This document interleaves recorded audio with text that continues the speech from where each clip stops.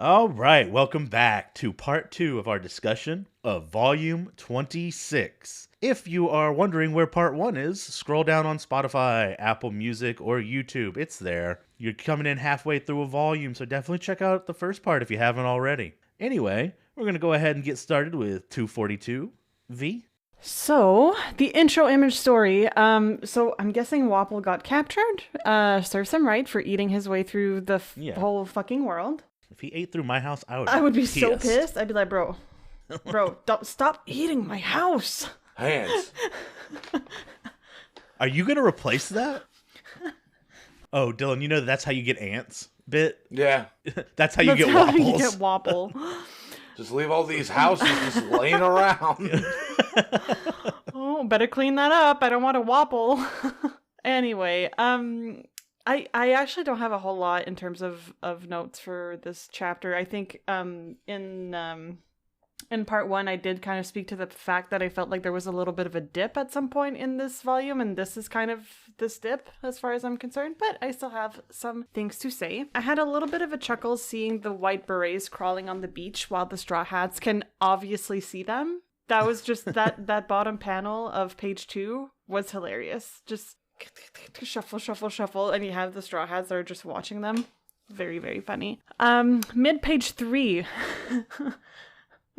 Who says that again? I think it's Chopper. Yeah, exactly. Oh, so that's what freaks look like. Coming from Chopper, it kind of tugged at my heartstrings, if I can be honest. Yeah. Except if I was there, I'd be like, nah, they look like this, and I'd hold a mirror up to them. Stop it. Dylan, no. But yeah, if it had come from anyone else, I would have laughed, but I don't like the idea that Chopper still kind of thinks of himself as a freak, and he's like, oh, okay.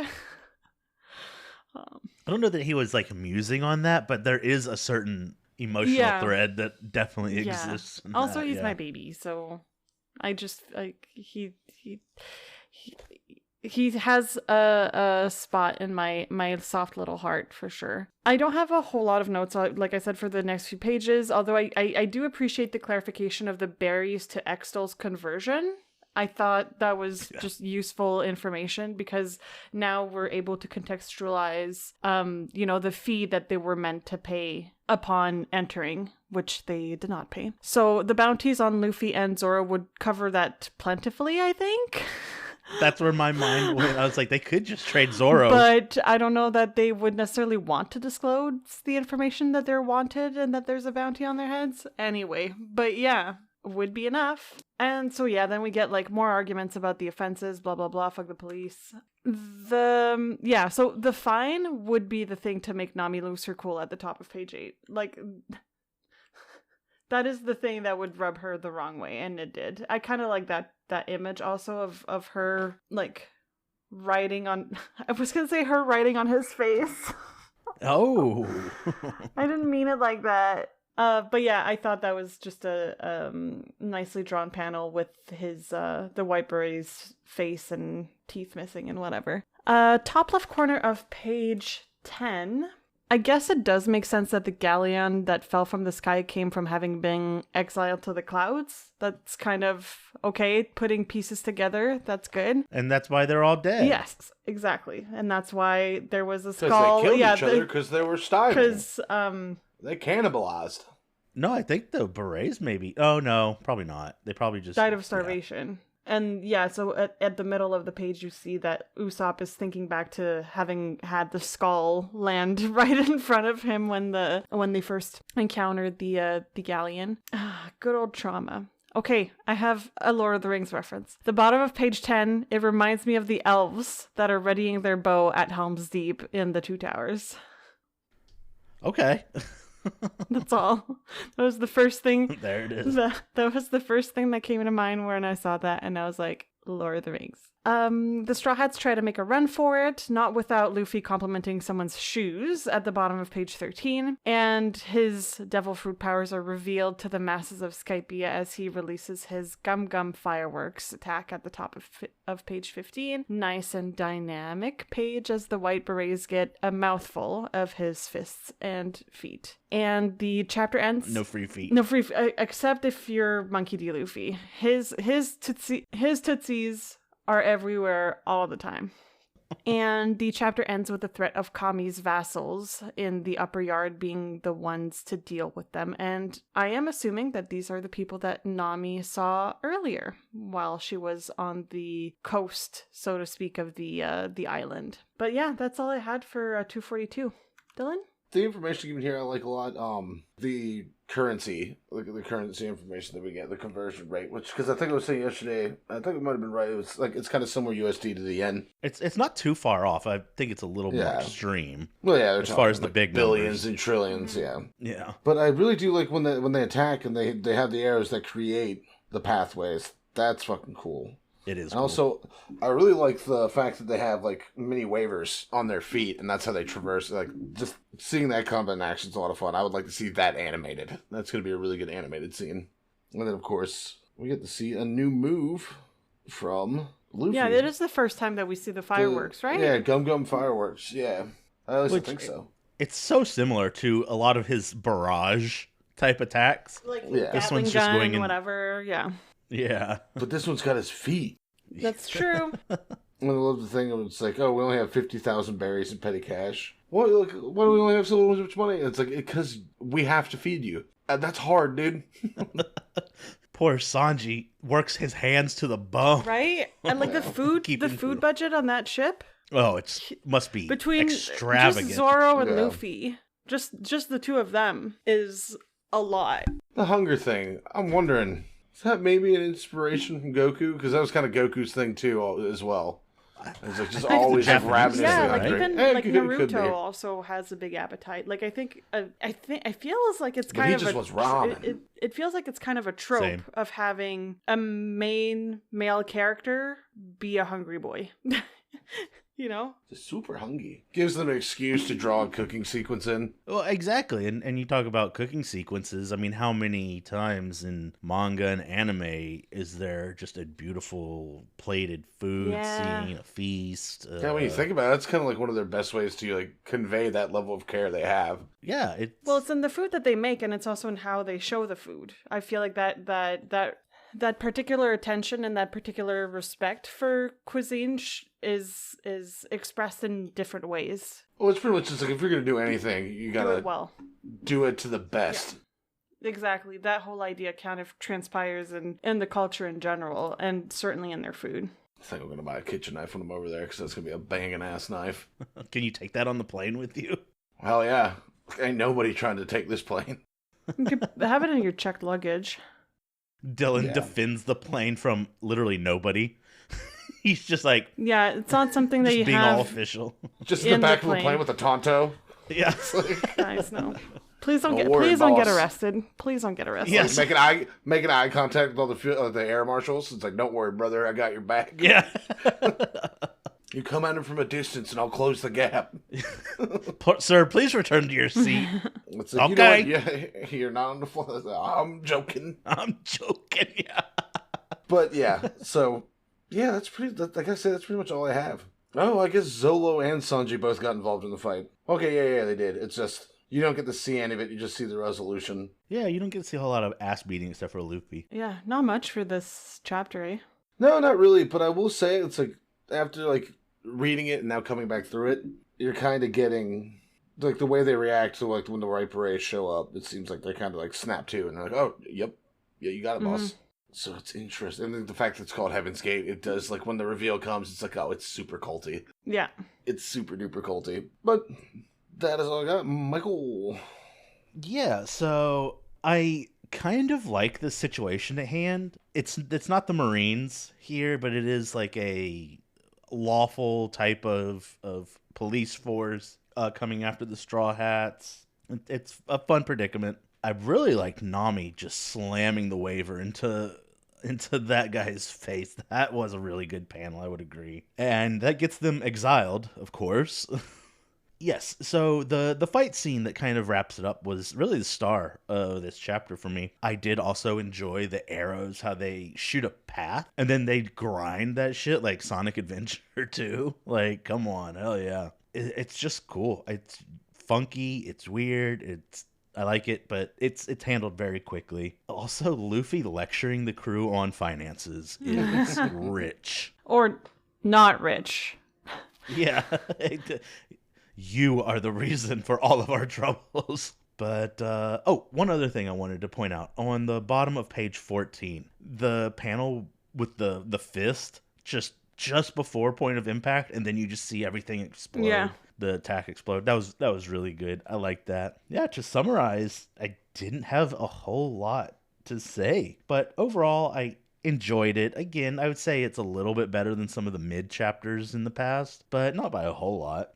It took definitive steps towards, our conflict and Right. what's about to happen. It makes me want to see more, but in the moment, it's not. It's just nothing doing a super whole lot for me. compelling. You know what I mean? Yeah. It does, like I can appreciate what it does to make the story progress, but it's also just, it feels very transitory and just more establishing where we're at and what we're doing. Yep. V243. Yeah. Alrighty. So, the intro image, I'm happy to see Dalton as the king of Drum Island. That made me happy. To see him there, he's smiling. They still have the Jolly Roger with the cherry blossoms on it. And yeah, just King Dalton of the Cherry Blossom Kingdom it just made me happy. And he's down there with the Yeah, he's shoveling. people, Yeah. I guess I should say. He's like a king. That's like king shit. But literal king Yeah. shit. You know what I mean? He's down there with the filthy peasants. Oh, Michael. Michael wouldn't be caught dead doing that. Yeah, it's like, you know what? I'm going to help him dig their mass grave. Oh. Yikes. It's not for lack of respect. It's because I don't like digging. I wouldn't want to, hurt my back. I'm a king. I gotta, Exactly. sign stuff. Gonna, let other people break their backs. Alrighty, so getting into the chapter itself, Usopp makes a very good point at the middle of page 2. It's true, even if Amazon would have told them they couldn't go ahead, they would have found a way to actually trespass. They were getting there one way or another. So, Are they above? Is Luffy above hitting an old woman? No. I don't think he would see her any differently than exactly. everyone else. I don't think he has any sort of consideration for whatever decorum forces us to respect our elders. Yeah. Bottom of page 3. What's more important, your life or adventure? My life. And after that, money. Classic Nami. Mr. Krabs. Yeah, Mr. Krabs. More world building as Conus explains how they could potentially make it back to the Blue Sea, although it would be risky. Even the name of the place she mentions, Cloud's End, is a little ominous. It sounds like a final area in a RPG. Yeah. It sounds like before I'm going to progress to the overworld in Final Fantasy VII. Yeah, exactly. It's sweet to see how kind Conus and her father have been and continue to be to the Straw Hats at page 5. I had my doubts at first, given how we were introduced to this place as being super dangerous since the Straw Hats didn't pay the entrance fee. And Conus was kind of one of the first things that they saw when they arrived. So I was like, is she to be trusted? But Also, she came off very, I think Dylan said it last time, siren-esque. Yeah, exactly. Which, culty? Bolty? Yes, Kalti. Culty. Yes. Oh, yeah. I think she was playing the harp or something, was she? Or did I? Mm-hmm. Yeah, exactly. Yeah. So, yeah, not surprising that I would have my doubts about her at first, but they have honestly been super nice. Luffy asked for food and Usopp asked for spare parts. Unsurprising. That sounds about right. I liked page 6. I would say it felt homey, even though they're basically going to their deaths.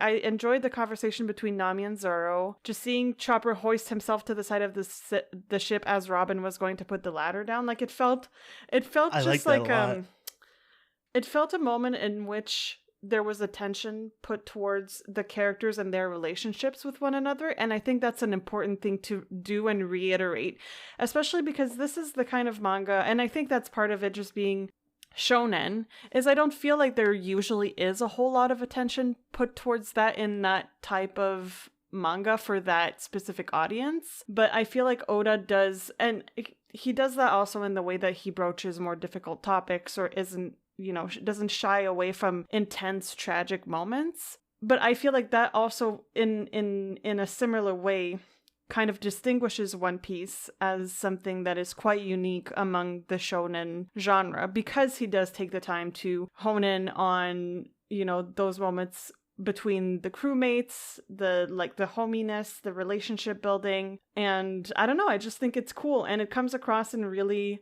big ways sometimes, like with Benmaya, for example. And it also comes across in small ways, like it does right here. You know what I mean? Yeah, I think it's, you know, life is joy, tragedy, and everything in between, mundane stuff. And these Oda allows his subjects to actually exist outside of the context, you know. It's good. It's always refreshing. It's always enjoyable. Yeah. And I just, as someone who enjoys character creation, so whether that be in like my writing projects, in video games, in D&D, I enjoy making a character. And I feel like I recognize that in Oda as well, because it feels as though each character that he presents is, well, to a different extent, but for sure for the Straw Hats, they're all fulsome, whole characters with a backstory, with motivations, with flaws, with qualities. You know, it's he does a good job at making a character, and I think it makes it that much more important than to go ahead and pay attention to those relationships between the characters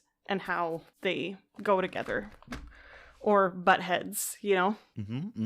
Alrighty.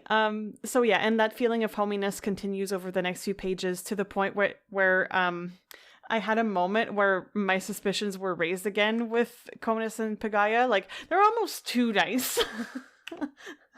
Well, you know what comes soon, right? Yes, well, yes. In retrospect, that's true. That's true. So, Patchy wasn't wrong. Because I said maybe I'm just paranoid in my comments. Maybe not.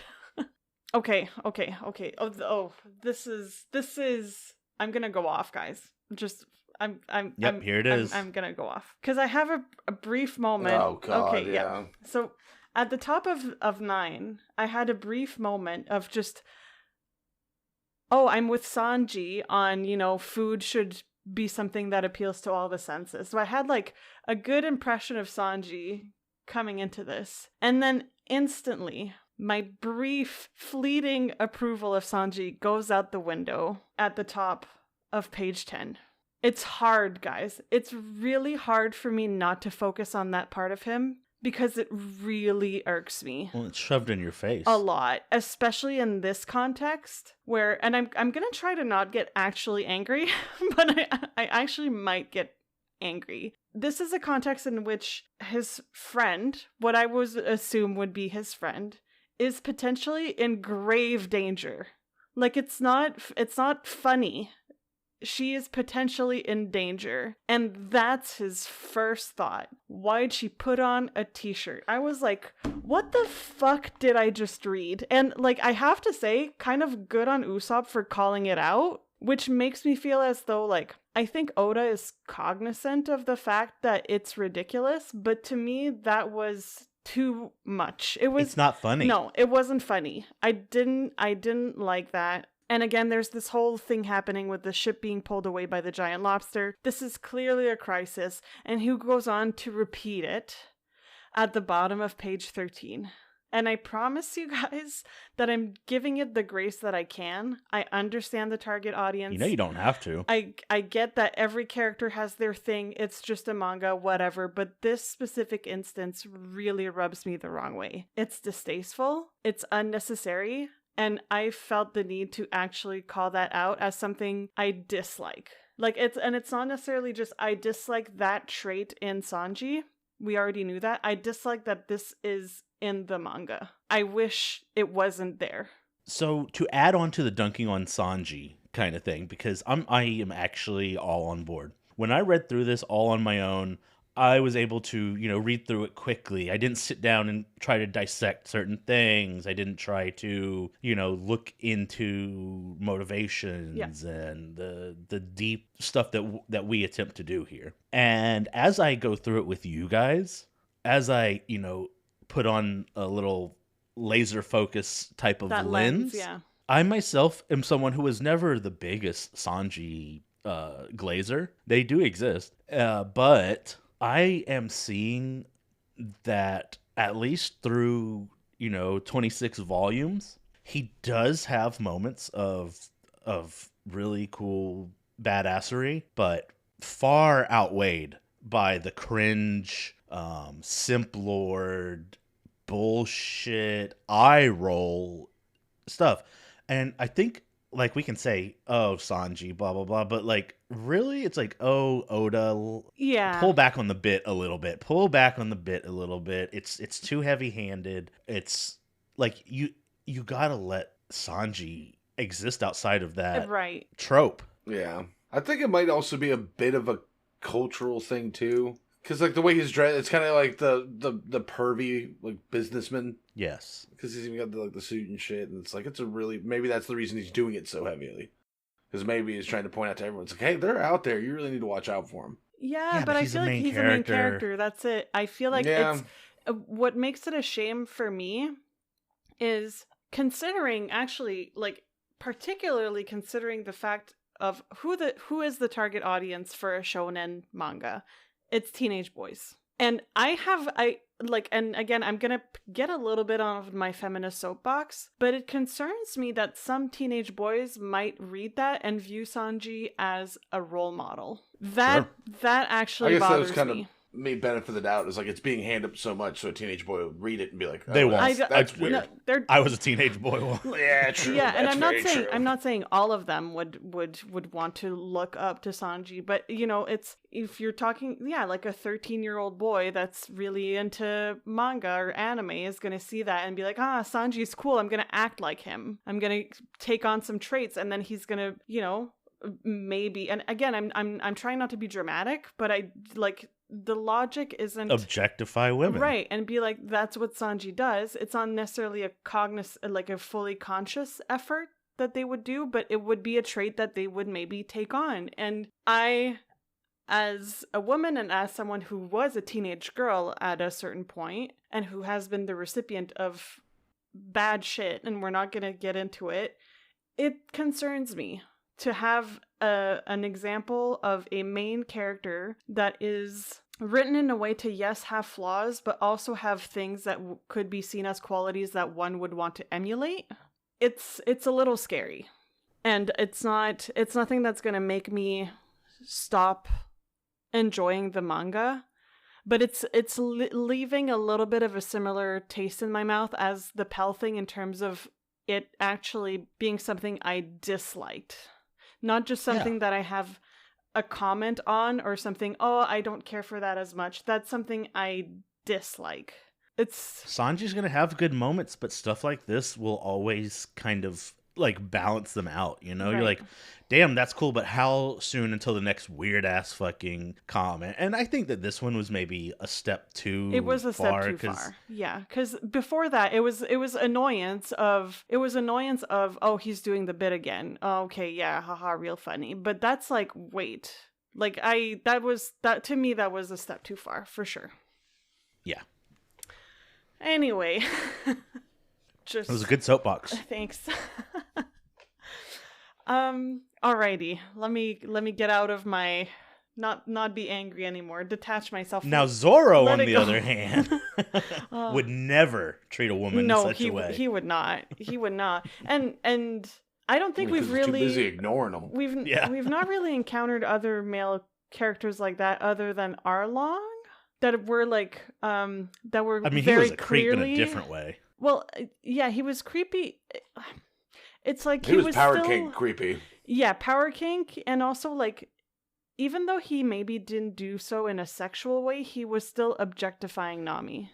He was still making her do something that she didn't want to do, locking her up to draw the maps, using her. So while it wasn't sexual in nature that we know of, or it's not spoken to, it still leaves that icky feeling of like wanting to use a woman. Yeah, like, Sanji, are we questioning whether Sanji is that far from Arlong? Which isn't something we should be. Well, it's not. I wouldn't stretch it that far, but it's the same flaw, but expressed in different ways. Again, the fact that we're having the conversation even speaks to Sanji as a character. Yeah. I think. I'm really hoping that it gets better. And like I said before, this specific instance, I had my annoyances with the bit, but I didn't necessarily really hold it against Sanji.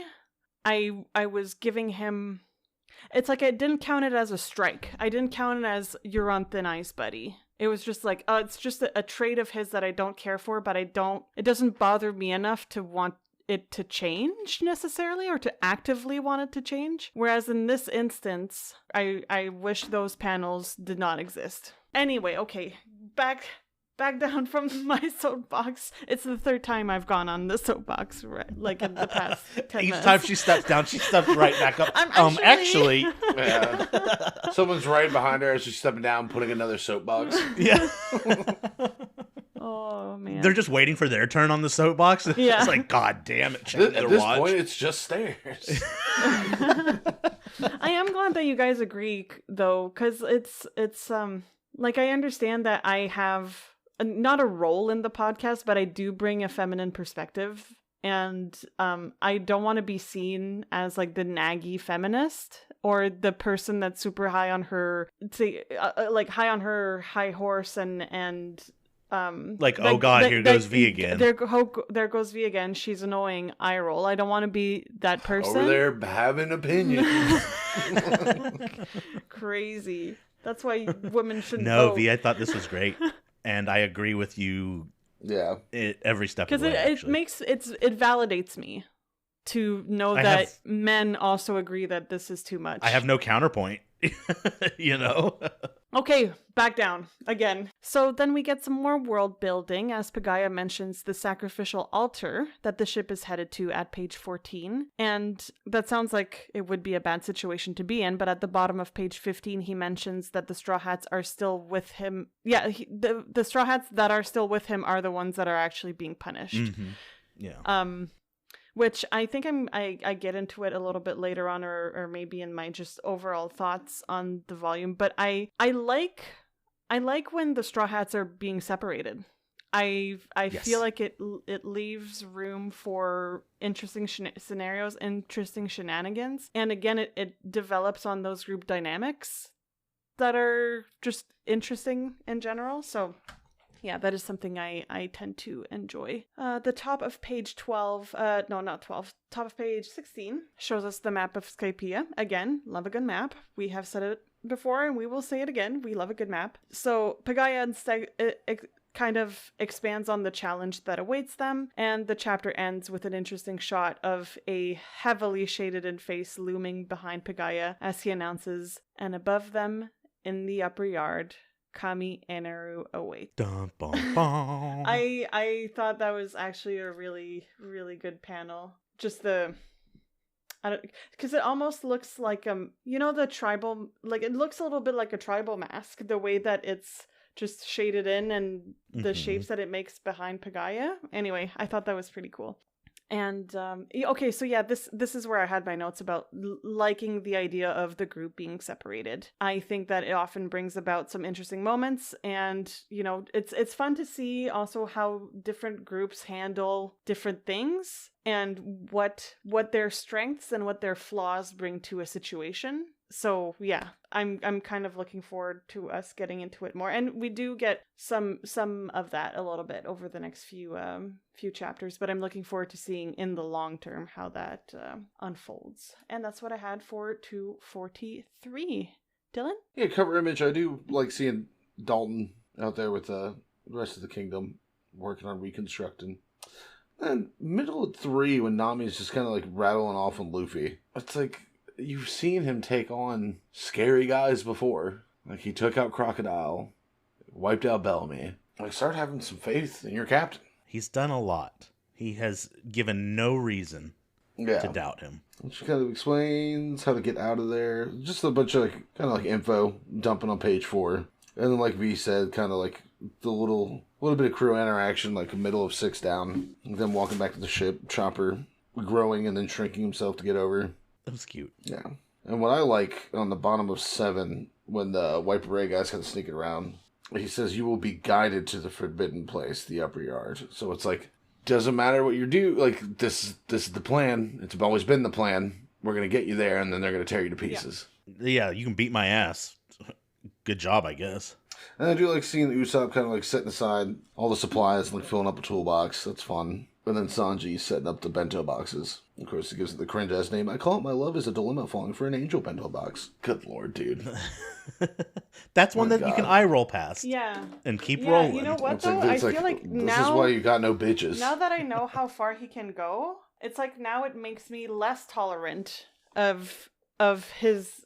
Like, in retrospect, now I'm thinking back to all the other times that he did stuff like that, and I'm like, it makes me, like, angry at him, not just annoyed. I do really like when the shot of the lobster, like 11 of 18, that gives me like old school like Japanese art, like demon. Yeah. Demon art. Yeah, the Oni and stuff. the fact, and the fact that it's got God written across its head. I think Oni tattoos are super cool, but I am someone who just like, I'm not super religious or nothing, but I just cannot bring myself to get something demonic tattooed on me. It's like you're not necessarily you don't necessarily believe in it, but you don't want to take the chance. Yeah, I'm not about to play the Again, Pascal's wager. Which we will. I have notes on Pascal's wager. I can't wait because I love Pascal's wager. Yeah. I can't wait to dive into it. And then the people stuck on the ship are kind of like, all right, well, let's kill the lobster. Let's just jump off and swim away. And like each one kind of is just like, no, can't do that. If you try and jump, you're getting followed by monsters. If we attack the lobster, it's not going to stop. And then 14, we come to find out it's like, oh no, they're being toted off to be a sacrifice. Again, Heaven's Gate, sacrifices. Cult. Yeah, I'm starting to think this is very much, it's like, no, this is inspired by Heaven's Gate. And this is also giving a little like Jonestown. Well, yeah, look at their clothing too. Yeah. Everybody's wearing like robes and angel wings. It is a cult. I mean, Dude, I saw a dude in some fucking Adidas's. It's not like it's Panda Man. Okay, I'm gonna just open a door and feel free to go into it as much or as little as you want. But is not all religion a cult? No, yeah, cult has a personality at the top. Yeah, the cult, the whole purpose is the one person's trying to. Now, Catholicism control. might be. Well, because I was just thinking, there's the Pope, and I feel Protestantism is way too decentralized. Yeah, it is, but then again, you could be like, oh, well, then the local pastor is, right? Even though he has some, although there is like the hesitate, ELCA and they are over, because there is usually someone at the helm, and if you're talking about these like the big televangelist churches, well, they have the people that are at the top. I'd say those are cults. There are cults. Yeah. There are cults of real religions, but I don't think inherently it is, because I know people I'd say who switch churches all the televangelist. time. Yeah. I'd say televangelist. I would say, yeah, those are cults, because the whole purpose of them leading this movement is to profit from it and then have something over people. Yeah. Yes. It comes from a malicious place. Like on a smaller scale, I think I have that on my mind recently because I've been getting reacquainted with the Ruby Frankie case. I don't know if you guys are aware. I don't know nothing about it. She's just real quick. She was a family vlogger. And, mistreated the shit out of her kids. And she ended up getting into this kind of a cult-like situation with her quote-unquote therapist. And basically, they were, like, severely abusing the younger children. And, there was a lot of, like... So they're part of the Church of Jesus Christ of Latter-day Saints. So, again, it leads me to think about, how you have religion, and then you have people that just take it too far and that turn aspects of it into a cult. Like a lot of cults are derivatives from Christianity or whatever. It's just they kind of pull away and they become their own thing in the name of that bigger like mother religion. But yeah, anyway, I was just reflecting on the nature of cults and Skypiea being an inherent like it is heaven themed, right? So it kind of opens up the door. And isolation themed, they are apart from the rest of the world. And kind of like that common like hive mind of, everyone kind of believing in the same thing, right? It's giving very religious vibes. So the Skypiea the Skypiea versus like heaven / cult comparison isn't that far off, so I could Google this, but is Kami like God, or is it like a head of a religion, or Kami. What do you know? I think I might have some religious. So it is God, yeah. Kami Oh, is it's the just straight up object God. of worship in Shinto and other indigenous religions of Japan. Okay. The term kami is often translated as God, Lord, or deity. Okay. And then again, some more information dumping, kind of like, all right, this is where they're going. This is how you get there. And like kind of the explanation of the whole thing. It's like, oh, they're being taken away to be sacrificed. But if you undergo a challenge and beat them, you all get to walk. But if not, you all become a sacrifice. And this is to fight the vassals. So that's fun. And then again, the end shot. The end shot is very foreboding. Yeah. Yeah. Which I will say that gives me like Andros from like Yeah. old school Star Fox. Hella cool fucking reference. Dylan. I'm a Like, big Star Fox like fan. I wish Star you would come Fox back. on the Super Nintendo. Star Fox. I've never played a Star Fox game. Like, I'm familiar with the characters because of Smash, but I've never... V, are you a member of Switch Online? Do you Yeah. have access to the console? That's how I've been emulators? playing Ocarina of Time lately. Play Star Fox 64. Star Fox 64 is a really good game. It can Solid. be a little difficult, but I don't I think should it's give anything it a try. that you What couldn't- kind of game is it, even? It's like an on-the-rails shooter, actually. Yeah, Okay. but you're a pilot or a tank driver. You know, you go through the level kind of, you don't get a whole lot of choice on where you go. You know, you're just moving as the level progresses around Yeah. you. You're shooting, but depending on the order in which you shoot things, how you move your plane, you can access little secrets that will take you on alternate paths Oh, through the okay. story. Okay. And there's like an RPG element to it, right? Unfortunately, no, No? I wish. Okay. It's very straightforward. Okay. That's fine. But the story's good, the characters are great, and the environments are very cool. I'll give it a try. Great I'm bosses. gonna finish the water temple first, so that I can say that I'm fucking done with the water temple, and then I'll give Star Fox 64 a try. I think my favorite level in that is the what is it, like when you're flying through space and like you're basically getting attacked, like you're, I guess, in the midst of this fleet and you're getting attacked by like the Gundams essentially. Yeah, That one's so much fun. That's such a fun one. it is a It's vibe. a bitch to get through, but Star Fox 64 is one of my like childhood favorites. Have to look it up. a surprising amount of replayability. Yeah, absolutely. Anyway. But yeah, Dylan, were you done? yeah, that's it. Yeah, that's it. All right. So this chapter starts off with Nami kind of on overdrive. I'm not going to belabor the point too much here. She has been like that. Bitch alert! Wee woo, wee woo. Yeah. It's not as egregious as some of the others, but she's really, doing the angry stepmother thing with Luffy here, Yeah. and I can't say I'm loving it. And I wrote, "No way we can help you." Chopper and C&P. Oh, Canis and Pagaya. Okay, so they say there's no way we can help you, and then they proceed to provide them everything they could ask for and do ask for. They're like, "How about food? How about tools?" And they're like, "Actually, yeah." I'm not going to dig through and find where they say there's no way they can help you, but they definitely say something along those lines. Just kind of funny little flip-flop there. I put a little star next to this because I also really love the relatively short crew interactions, especially at the bottom of 6. Mid to bottom of 6. Chopper's working hard to get into the ship, which is so cute It's in and so of cute. itself. And like he has Dylan to pointed put out, the effort. fact that he changes his shape to help him out. Yeah. It's like, I figured out a way.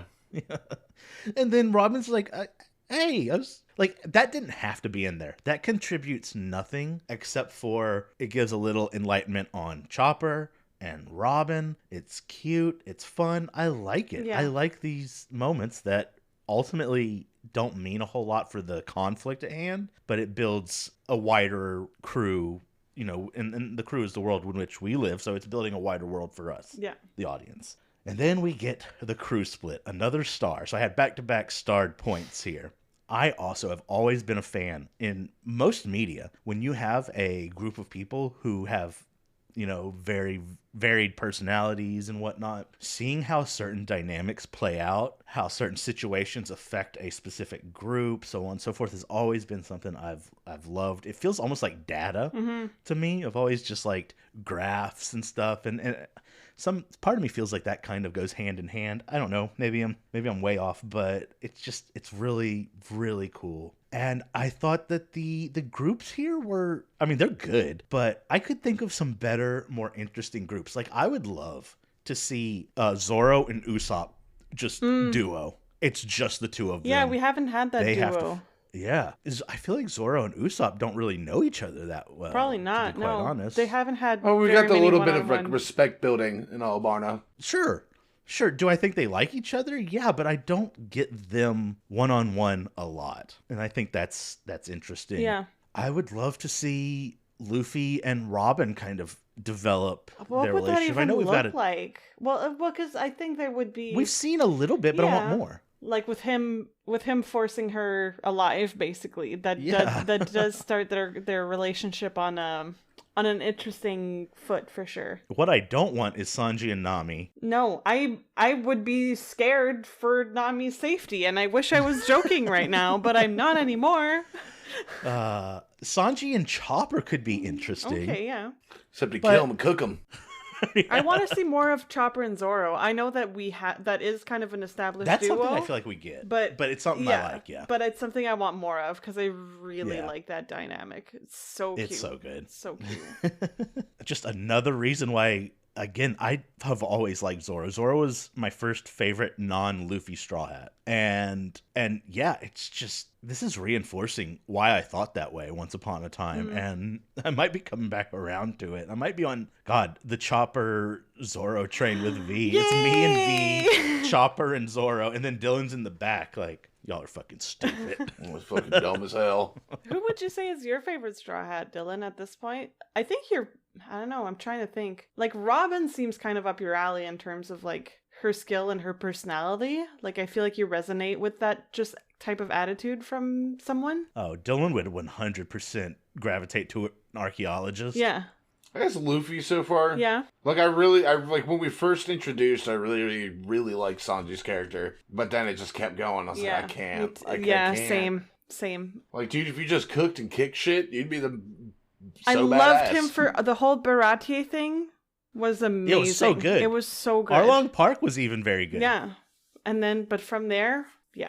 Yeah, Luffy's my favorite character, period. I mean, there's just no getting around that. He's one of my favorite characters. Yeah. Smoker was cool, but he's not. A Straw Hat, yeah. He's not a Straw Hat. Yeah, for me, it's Yet. Zoro and Chopper. No, And I mean, Chopper. everyone knows that at this point. Yeah. Dylan has a secret respect for both Zoro and Chopper. We joke. Yeah. But But still, Three Swords is doofy as shit, and Chopper's just dumb. But they real ones. Yeah, they get it done.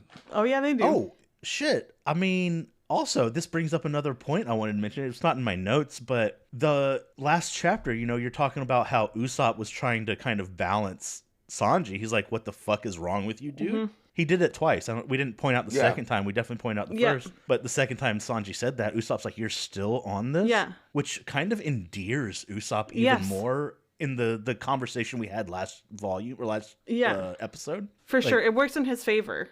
Absolutely. Yeah. Let's go Usopp. Yeah. Usopp redemption arc. Yeah, exactly, for sure. And he still And has his he's- moments, obviously, Yeah, and of I don't course. expect like sudden like full character growth within a couple of volumes. It's gonna take some time, but I can see it now. Like I can see the Yeah. potential, and I like what I'm seeing. Yeah, I remind you guys this from time to time, but as of yet, we are, I want to say, the timeline's a little funky, but we are less than a year from when Luffy set out. Yeah. Growth takes time. Yes, absolutely. Especially significant growth that is meant to address like deep flaws. Yeah. Hopefully Sanji's gonna go to fucking therapy. I don't know. We'll see. They get a therapist on the crew. By default, it would be Chopper because he's the doctor, but I don't think he has a doctorate in that. I don't think he has. I think Yeah, he's remember too he poisoned soft. the guy? No, stop! It's like, Stop no, you should it! lean into the Stop listen it! to the darkness. Eat the mushroom. Let the hate flow through you. Stop Evil it! Chopper is a fucking vibe. He would be actually so menacing, like in his big shape. not at all. As played by Chopper. If he went rogue Do it. and went evil and his big form, I would be fucking shitting my pants. Oh my god, that's terrifying. Too dangerous to be kept alive. But no, he is soft and small. And then we're getting a little ritualistic sacrifice, which is fun, and it kind of lends to that cult conversation we had. You guys have kind of opened my eye to the parallels between the cultness of all of this. That's called Heaven's Gate. Yeah. It's like Well, it's called Skypiea, literally.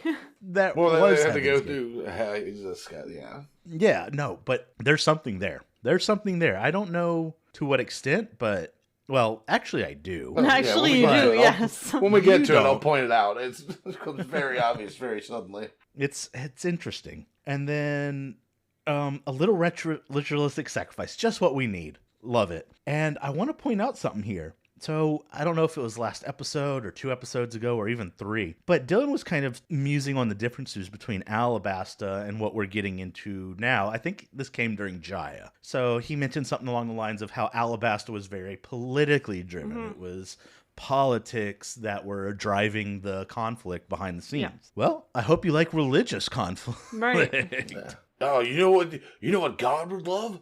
Another crusade. Yeah. Well, and that's kind of what I was exactly. saying last episode, where with the whole idea of like, are gods kind?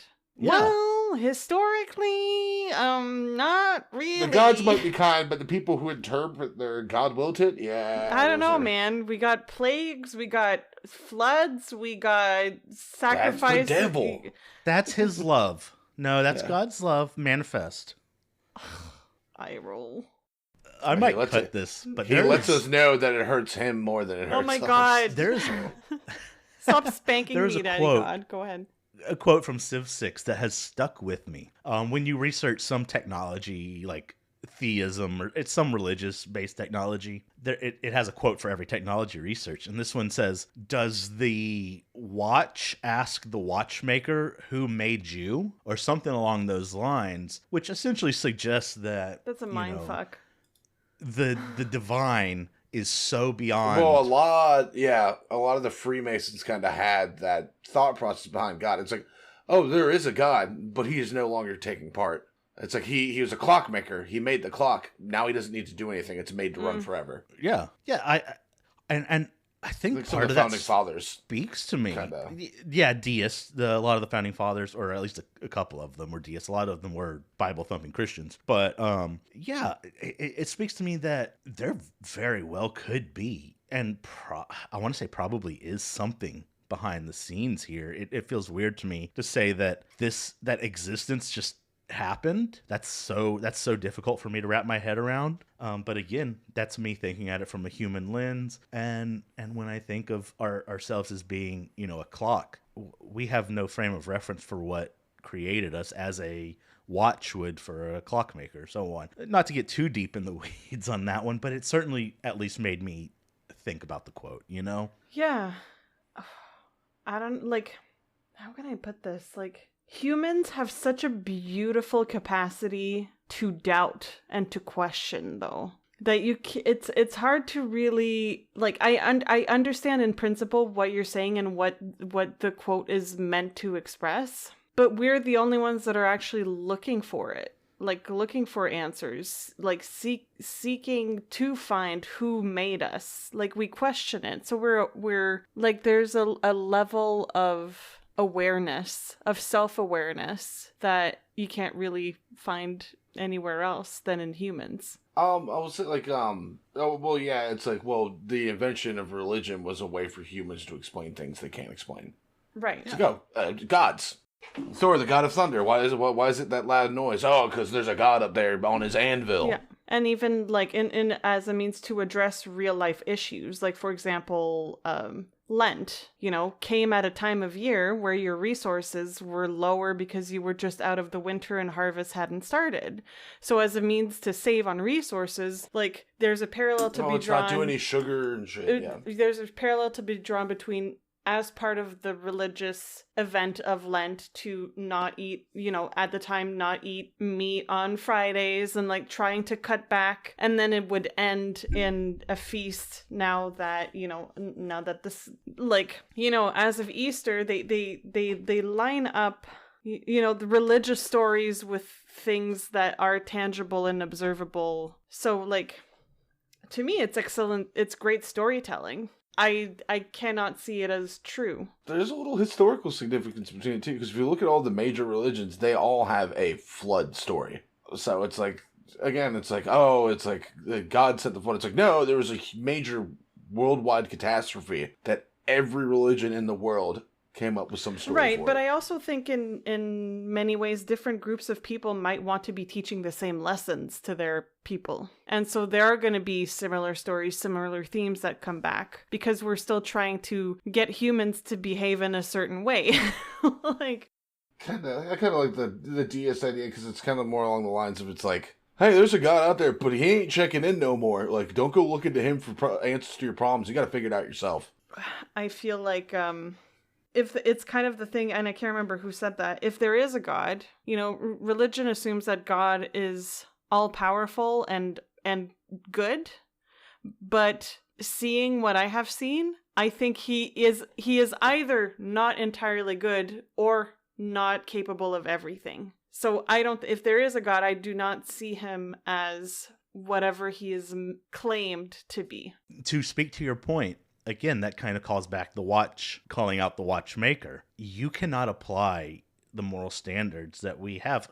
I mean, you have no other tool to use on it. But, I mean, there is a certain question of what actually is evil, what is omnipotent to something we could never possibly comprehend, which, again, that's just how you create doubt, and that's where I'm at. Yeah. I'm not saying right or wrong. I'm just saying it's not something that we can scientifically approach, Right. Yeah. We had a similar religious discussion last time.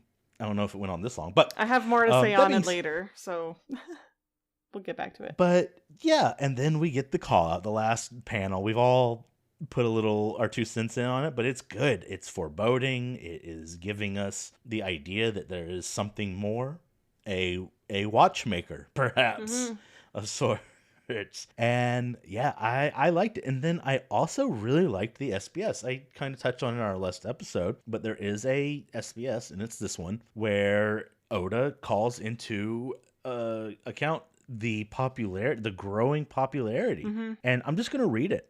He said, November of 2002, Shonen Jump made its debut in the United States. It has attracted quite a lot of interest. And listen to this, like, these are some of the first shonen mangas that we got introduced to in that publication. Dragon Ball, Sandland, which is another Akira Toriyama, I think. Not one that lands with me much, but Shaman King, I remember that. It didn't make a big splash. Shaman King was kind of a cool ass concept. Yeah, that was great. I remember liking it, but I couldn't tell you nothing about it. It's like, oh, you're a spirit of a samurai, and then you get to come into my body, and I can do samurai shit. I feel like I read at least like 15 volumes of Shaman King. I really liked it. Well, it's in Shonen Jump. I intend to get into it at some point.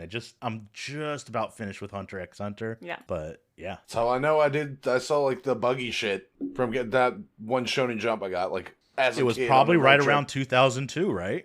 Yep. Shaman King was in there. But listen to these last 3. I mean, of course, Dragon Ball is the reason I think all of us even know what anime and manga is, to be quite honest. But Naruto, Yu-Gi-Oh, and One Piece are all published in it.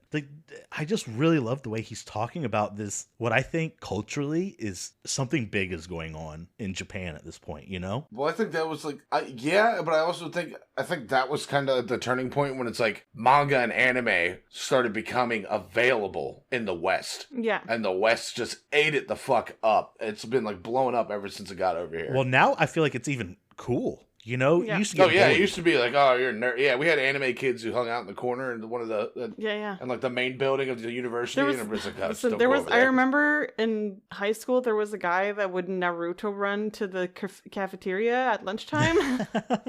We got like that in college. We called him Batman for some reason. Oh. I even remember his name. Well, he left a mark at the very least, and he helped create the world we live in now, I think, in some way, shape, or form. I'll be honest, I'm not going to talk shit on him. He probably graduated. Yeah. But I just love this. I think that this is almost like a historical document in a way. It is Oda, who is by many considered one of the most important mangakas of the 21st century. Just musing on how his craft, his industry is growing, and I loved it. I loved it a lot. So let me go ahead and get to my summary. This chapter is doing something that, well, a lot of chapters kind of fall flat on, I think. The setup of this arc. We've certainly seen some of the past chapters fall a little flat. And while I don't want to sing too many praises of this one, but it is making for a relatively interesting introduction to Skypiea. Yeah. I like a lot of what I'm seeing. Is it all, jumping off the page, gripping me? No, but it is at least keeping my interest. It is answering the right questions at the right times, I think. And yeah, it's good. It's instigating the adventure well. I'm very curious how it all plays out. Obviously, I know, but I'm trying to think of it from a first time viewers point of view. And it's letting us operate on different rules, I think, in a way than what we have in the past arcs. So I didn't think this chapter was super exciting, but I thought it did what it did well. A lot of information given. Yeah, right. 244 V. Hell yeah. Okay. We're starting off basically this chapter in Lovely Street on Angel Island. And I have to say that 3/4 page panel of Lovely Street at page 2, which just overall cute name. It reminds me of some kind of heavenly Disney. Right. Like, it's a cute name, somewhat appropriate also, Lovely Street. It makes it look absolutely idyllic. Like, I could see myself taking a week-long vacation there, rent a cute Airbnb, like literally Airbnb. You got to pay the toll first. Yeah, pay the toll. And then like I wear a cute sundress and I wake up in the morning and I go pick up an almond croissant and a flat white at the coffee shop across the street, and then I go. You mean a croissant?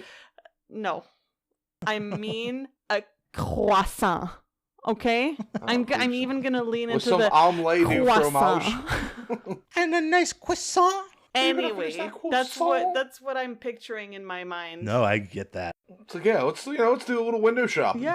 Yeah, exactly. Super cute. You can clearly see that the residents are quite put off by the Straw Hat's presence at page 3, and Luffy, as always, is completely ignoring the gravity of the situation and getting distracted by cool things. Which, I gotta say, I don't blame him, but also, go on now. You gotta go save your friends. Come on, skedaddle. Okay? Enough. That's also all the interactions you're talking about, where all the townspeople are kind of like keeping an eye on him, staying away from him. That gives, I don't know the name of the town, but it's something like Steelport, like Florida, where Scientology is based at. If you go to that town and you're filming shit, other people will show up and start filming you. Yeah. If you try and talk to some of the people and be like, hey dude, your family misses you, someone will come up and like take the guy away. Yeah. I don't want to dig into Scientology. It's scary. I watched the Papa Meat video on it. It's like, oh my god. It is scary. Anyway, so since none of us want to get captured and tortured by Scientology, let's move on. Top of page 4, Sanji says, you trust that guy to protect them? Yes, Sanji. Zoro is to be trusted to protect the others. Unlike your perverted ass, I'm still salty about it. And his attitude towards Zoro, frankly, does not help. Okay? I'm trying. It doesn't hold any water. I trust almost no one more, actually. Absolutely. He's never been sneaky. He's never double-crossed anyone. He's shown up consistently for basically every single person in the crew at this point. Maybe I could even see Luffy getting distracted and that causing a problem. Yeah. Zoro's laser focused there is I think I would agree. I think he is the most trustworthy Straw Hat. So, yes, let him watch Sanji. My kids, honestly. For real. He would probably do a great job, honestly. Oh, but yeah. Anyway, Sanji, you need to fucking stay in your lane. Okay, buddy? Like, you are on thin ice now. Nice to see a little bit of their religious effigies, like we do at the bottom of page 4. It is making me wonder if it's... Yeah, because Luffy says it looks like a seal, and it's kind of it's making me wonder if it's based off of a creature that we'll eventually encounter. But I don't know. I just thought it was neat. Again, just with the whole religious thing, having those effigies and those structures to pray to is kind of even further reiterating the whole religious theme here. You know what's screaming? What? The goddess Hylia statues. Yes, that's true. Where you go pray to the goddess. Yeah, that's true. So we got our Lord of the Rings reference and we got our Zelda reference for the episode. We've hit our quota. Yeah, so again, I love the feel of this whole place and the gondola landing that we see. I think at page 7. Yeah. Gives off kind of similar vibes. I love seeing the variety in the boats. I know they wanted the bull one, but I think the Kara Sumaru, we see at page 7, is very well suited for them. It's kind of derpy in a cute way, and it's fitting for the people that will be writing it. And it's a bird. As a bird, I appreciate it. We get an interesting moment with Conus over pages, I think, about 8 to 13. That is where the penny This gets drops. really interesting, Yeah. Where it's revealed that she's the one who summoned the Special Lobster Express, lest she be killed as a traitor to Skypea. And I have a few quick notes about this. In general, again, not the first time that Oda does that, really good pacing. Like, as the realization that something is off, the tension in the interaction is palpable. You see it very obviously in a few panels. Conus's face at the bottom of 8, then the middle of 10 with the close-up on the white beret captain, then all of page 11. Like, everyone is very obviously on edge, and it builds that pacing and that tension up. I also really enjoyed the very expressive faces of Pagaya at the bottom of 11 and Conus at the bottom of 12. You can tell that they did not want to do this. Yeah. They did not want to have to betray the Straw Hats, and their lives were literally on the line. And I feel like, if it comes down to it, I think most people would probably react in a similar way. And it is kind of making me wonder what I do if I were in their shoes and what you guys would do. And I have to say, before we maybe get into the hypothesis of it all, it did remind me of the opening scene in Inglourious Bastards at the milk farm, where the German general is basically, he shows up at the milk farm and talks to the farmer, basically. Yeah. Are you harboring Jews, basically, and where are they, and blah blah blah. Like, it was giving that same vibe of, someone not wanting to betray their fellow man. With the nose, if I don't, my family's gonna die.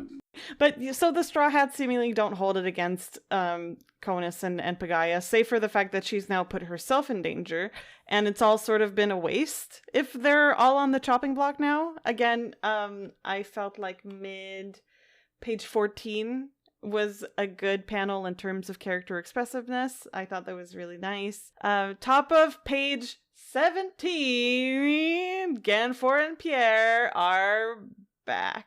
Hell yeah, they're looking as dignified and, weirdly enough, goofy as ever. I'm glad that he swooped in to save Luffy and Conus. That shot of them, top of 17, is just so good. They look so, like, fashionable with the polka dots. Are polka dots in again? I don't know. It's just... I just love the fact that he just unceremoniously drops Luffy. Yeah. Yeah, just like with the thud. Okay, very minor irk at top of 18. It should be, I couldn't care less. It is not I could care less. It is I couldn't care less. That's it. Yeah. Bottom of page 18. Nice shot of the boys on the Kara Sumaru and Luffy looking confident. Sanji is looking ready, and Usopp is looking terrified.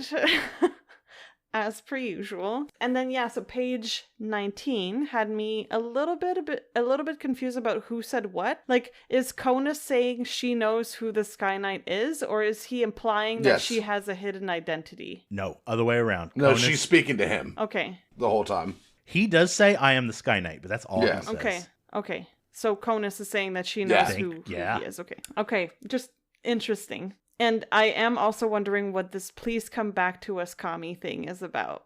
Like, I don't know, are we talking about someone that went rogue? Like, someone that used to be something different and has changed? Or, I don't know. It's making me... It might be giving a little cult. Like, how how family members will lose someone to a cult and where they don't recognize them anymore, and they're like, come back to us, get out from your system of beliefs that is hurting you. I don't know. Anyway, that was a little weird. That page was like, it evoked and brought up a lot more questions than answers. Yeah. But this is the one where it's like the cult shit comes completely and totally to bear. Again, shot of Angel Street, fun. Or Lovely Street, sorry. Yeah. Angel, lovely, heaven, blah, blah, blah. Yeah. Other words that are supposed to make me feel better about this. Yeah. Cyanide and Kool-Aid Avenue. Oh, yikes. But, like, It's the fact, it's like you start to get it because you see all the townsfolk, they're nervous, they're all looking, they're keeping an eye on them. Even bottom 3, when Luffy approached the shop, the shopkeeper's like, oh shit, no, fuck. He's just supposed to go be sacrificed. What I don't want to have to. Why do I have to deal with this motherfucker? Yeah. I like the info behind the Vars, and I don't see that too much as cult. I think that might just be like original like religion of the land, but then somebody came in and then twisted on its head to make it a cult. Because a lot of times it's like that's what happens. I mean, Jonestown took Christianity, put his own tweak on it, murdered everyone. How many people, Jonestown? Like 900, almost 1,000 people. Yeah, and they flat out murdered a governor. Oh yeah, yeah. They went out in the airfield, stopped his plane from taking off, got on the plane, killed everyone on the plane. Insane. That's insane. Anyway, continue. Well, then we get to see the little gondola waivers. Those are cool. And the one Luffy's looking at, it's like, yeah, it's kind of badass. I'd want to rent that one too. It's got a bow on it. It even has like a nice ass like lounge area. Yeah. So damn, slap some threes on here. We'll get there in no time, brother. And then of course they get the crow, and I love the thing. It's like, wait, crow? Why not a fucking seabird? Why not something like an albatross or a fucking seagull? I don't know that I would want to see a seagull as the figurehead. It's better than a crow. At least you know the seagull can swim. But it would look extra dumb. True. It'd be like completely filled with trash. There's French fries all over. Yeah, we were talking about that one of the previous episodes. French fries and grocery bags. Yeah. If you were to eat a seagull, you don't have to worry about microplastics. That bitch is macroplastics. Macroplastics. I think we made that joke that episode. I'll leave it in. And then I love, like, Luffy always seems like not aware of anything going around, but immediately turns to her. It's like, ever since we left the house, you've looked like you're mortified. What's going on? All the townspeople are like, what? Uh-oh. I think Usopp is immediately starting to like pick up, and I was like, wait a minute, you and Dad are gonna be okay, right? I'm getting weird vibes. I've passed the vibe check, and the vibe is off. Usopp is he's super self-aware. insightful. Yeah, he's very he's insightful. super duper insightful. Overly self-aware, I think. Like he reminds me of me at times. No, but at some points, but then when he's hamming himself up, he's completely unaware. And I feel like he can read people fairly well. I feel like that was a pretty good display of that. Like his emotional IQ is high. I feel like he's kind of in the right situation. Yes, in the right situation. Yeah. More. Man, I think than you guys are selling me on Usopp more so than hard. most of the other characters. I think Zoro isn't bad as far as that's concerned. I think Nico, Robin, also isn't bad as far as that's concerned. But like Nami and Sanji and Luffy don't have a whole lot of emotional intelligence. And Chopper's just a baby. I don't know about Zoro. I don't know about Zoro. He's perceptive. He's maybe not as emotionally intelligent, but he's perceptive. He might notice it, but he doesn't care about it. Right. Yeah, he doesn't have time for it. It's like, oh, you're sad. Sucks for you. I'm gonna go kill it. I'm gonna go so train. He kind of does, but also, yeah, okay. It's like Aowen being like, I love you. So it's like, can't be bothered later.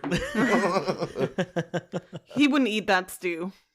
Yeah, it's like, ooh, awkward. Anyways. Bye, gotta go. Bye. But like, as she's being like, don't you think it's strange that I've told, like, that we're telling you how to get there? Like, isn't it weird that we're leading you to danger? Yeah. And all the people in town are just like, oh shit, fuck. Like, immediately everyone in town is completely up because she's spilling the beans. Yeah. Even one of the people are like, stop, are you insane? And then Sanji's finally starting to clue, and he's like, are they all in on it? And Usopp's like, yeah, they are. Yeah.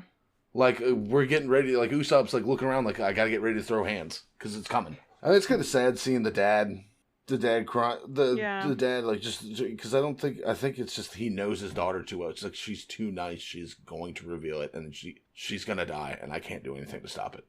There's crazy emotions going on. Yeah, a father who is unable to defend his defenseless daughter. It's like, she's completely defenseless, and I cannot help her. And then she's like, I was one of some of the special ops forces. It's like, anyone who comes here is meant to be, anytime someone's a criminal, like, the way we deal with criminals, the way we deal with people who get here who's not supposed to get here, is they get sacrificed. This is how our world works. If you go now. Yeah, immediately cult, like, it's again, the cult you get way. all the cult vibes. Yeah, and then it's like, stop it. Do you realize what you're saying? It's blasphemy. Grab that girl. It's like, nope, time to take you to the stockades, and then we're gonna dunk you underwater. If you drown, you are innocent. If you're alive, no, you're a witch. We're gonna burn and then we're you. gonna kill you anyway. Yeah. But yeah, very, very, very, very cold. Colts, because like Jonestown, people were like, I want to leave. It's like, well, guess what? You get re-education. Or it's like, no, now we're going to kill you. It's like, even when like the publicity showed up, they let a couple people leave, and other people were like, oh, we can get out? No, yeah, I went out. And a lot of people like tried to leave, and that's when they went to the airstrip, got on the plane, killed everyone, came back. It's like, nope, now's the time. Oh, you don't want to commit suicide? You don't want to drink the punch? Well, guess what? You're getting dragged outside and shot in a ditch. But yeah, I mean, like, all Skype, like all the town interactions we'll be getting, like even the front and like the sirens call, it's like, oh no, like my purpose is to get you here. I'm meant to draw you in, and then when you're here, we're gonna be friendly. We're gonna feed you, and then you're gonna trust us. And after that, we're shipping you right off to get killed. I think that from the beginning when we met Connus, that was not the intention. I do not think that she knew what was happening when she was on the rock playing the harp, just based on the way they were acting. I think something happened behind the scenes that instigated this. I could be wrong. I think there's a line that disproves that. I was the one who's You are correct, Michael. I think at first it's like, oh, it's just a new person. What's in it? And then when the white berets came down, it's like, oh, they're trespassers. And they're like, oh shit, you're criminals? Fuck. Yeah. I got to like you. Damn. But it's like, if a citizen of Skypiea knows that someone is a criminal and doesn't lead him to the punishment site, that citizen is killed. It's like, also, if you're in some of these cults and you were trying to send word out, they found out about it.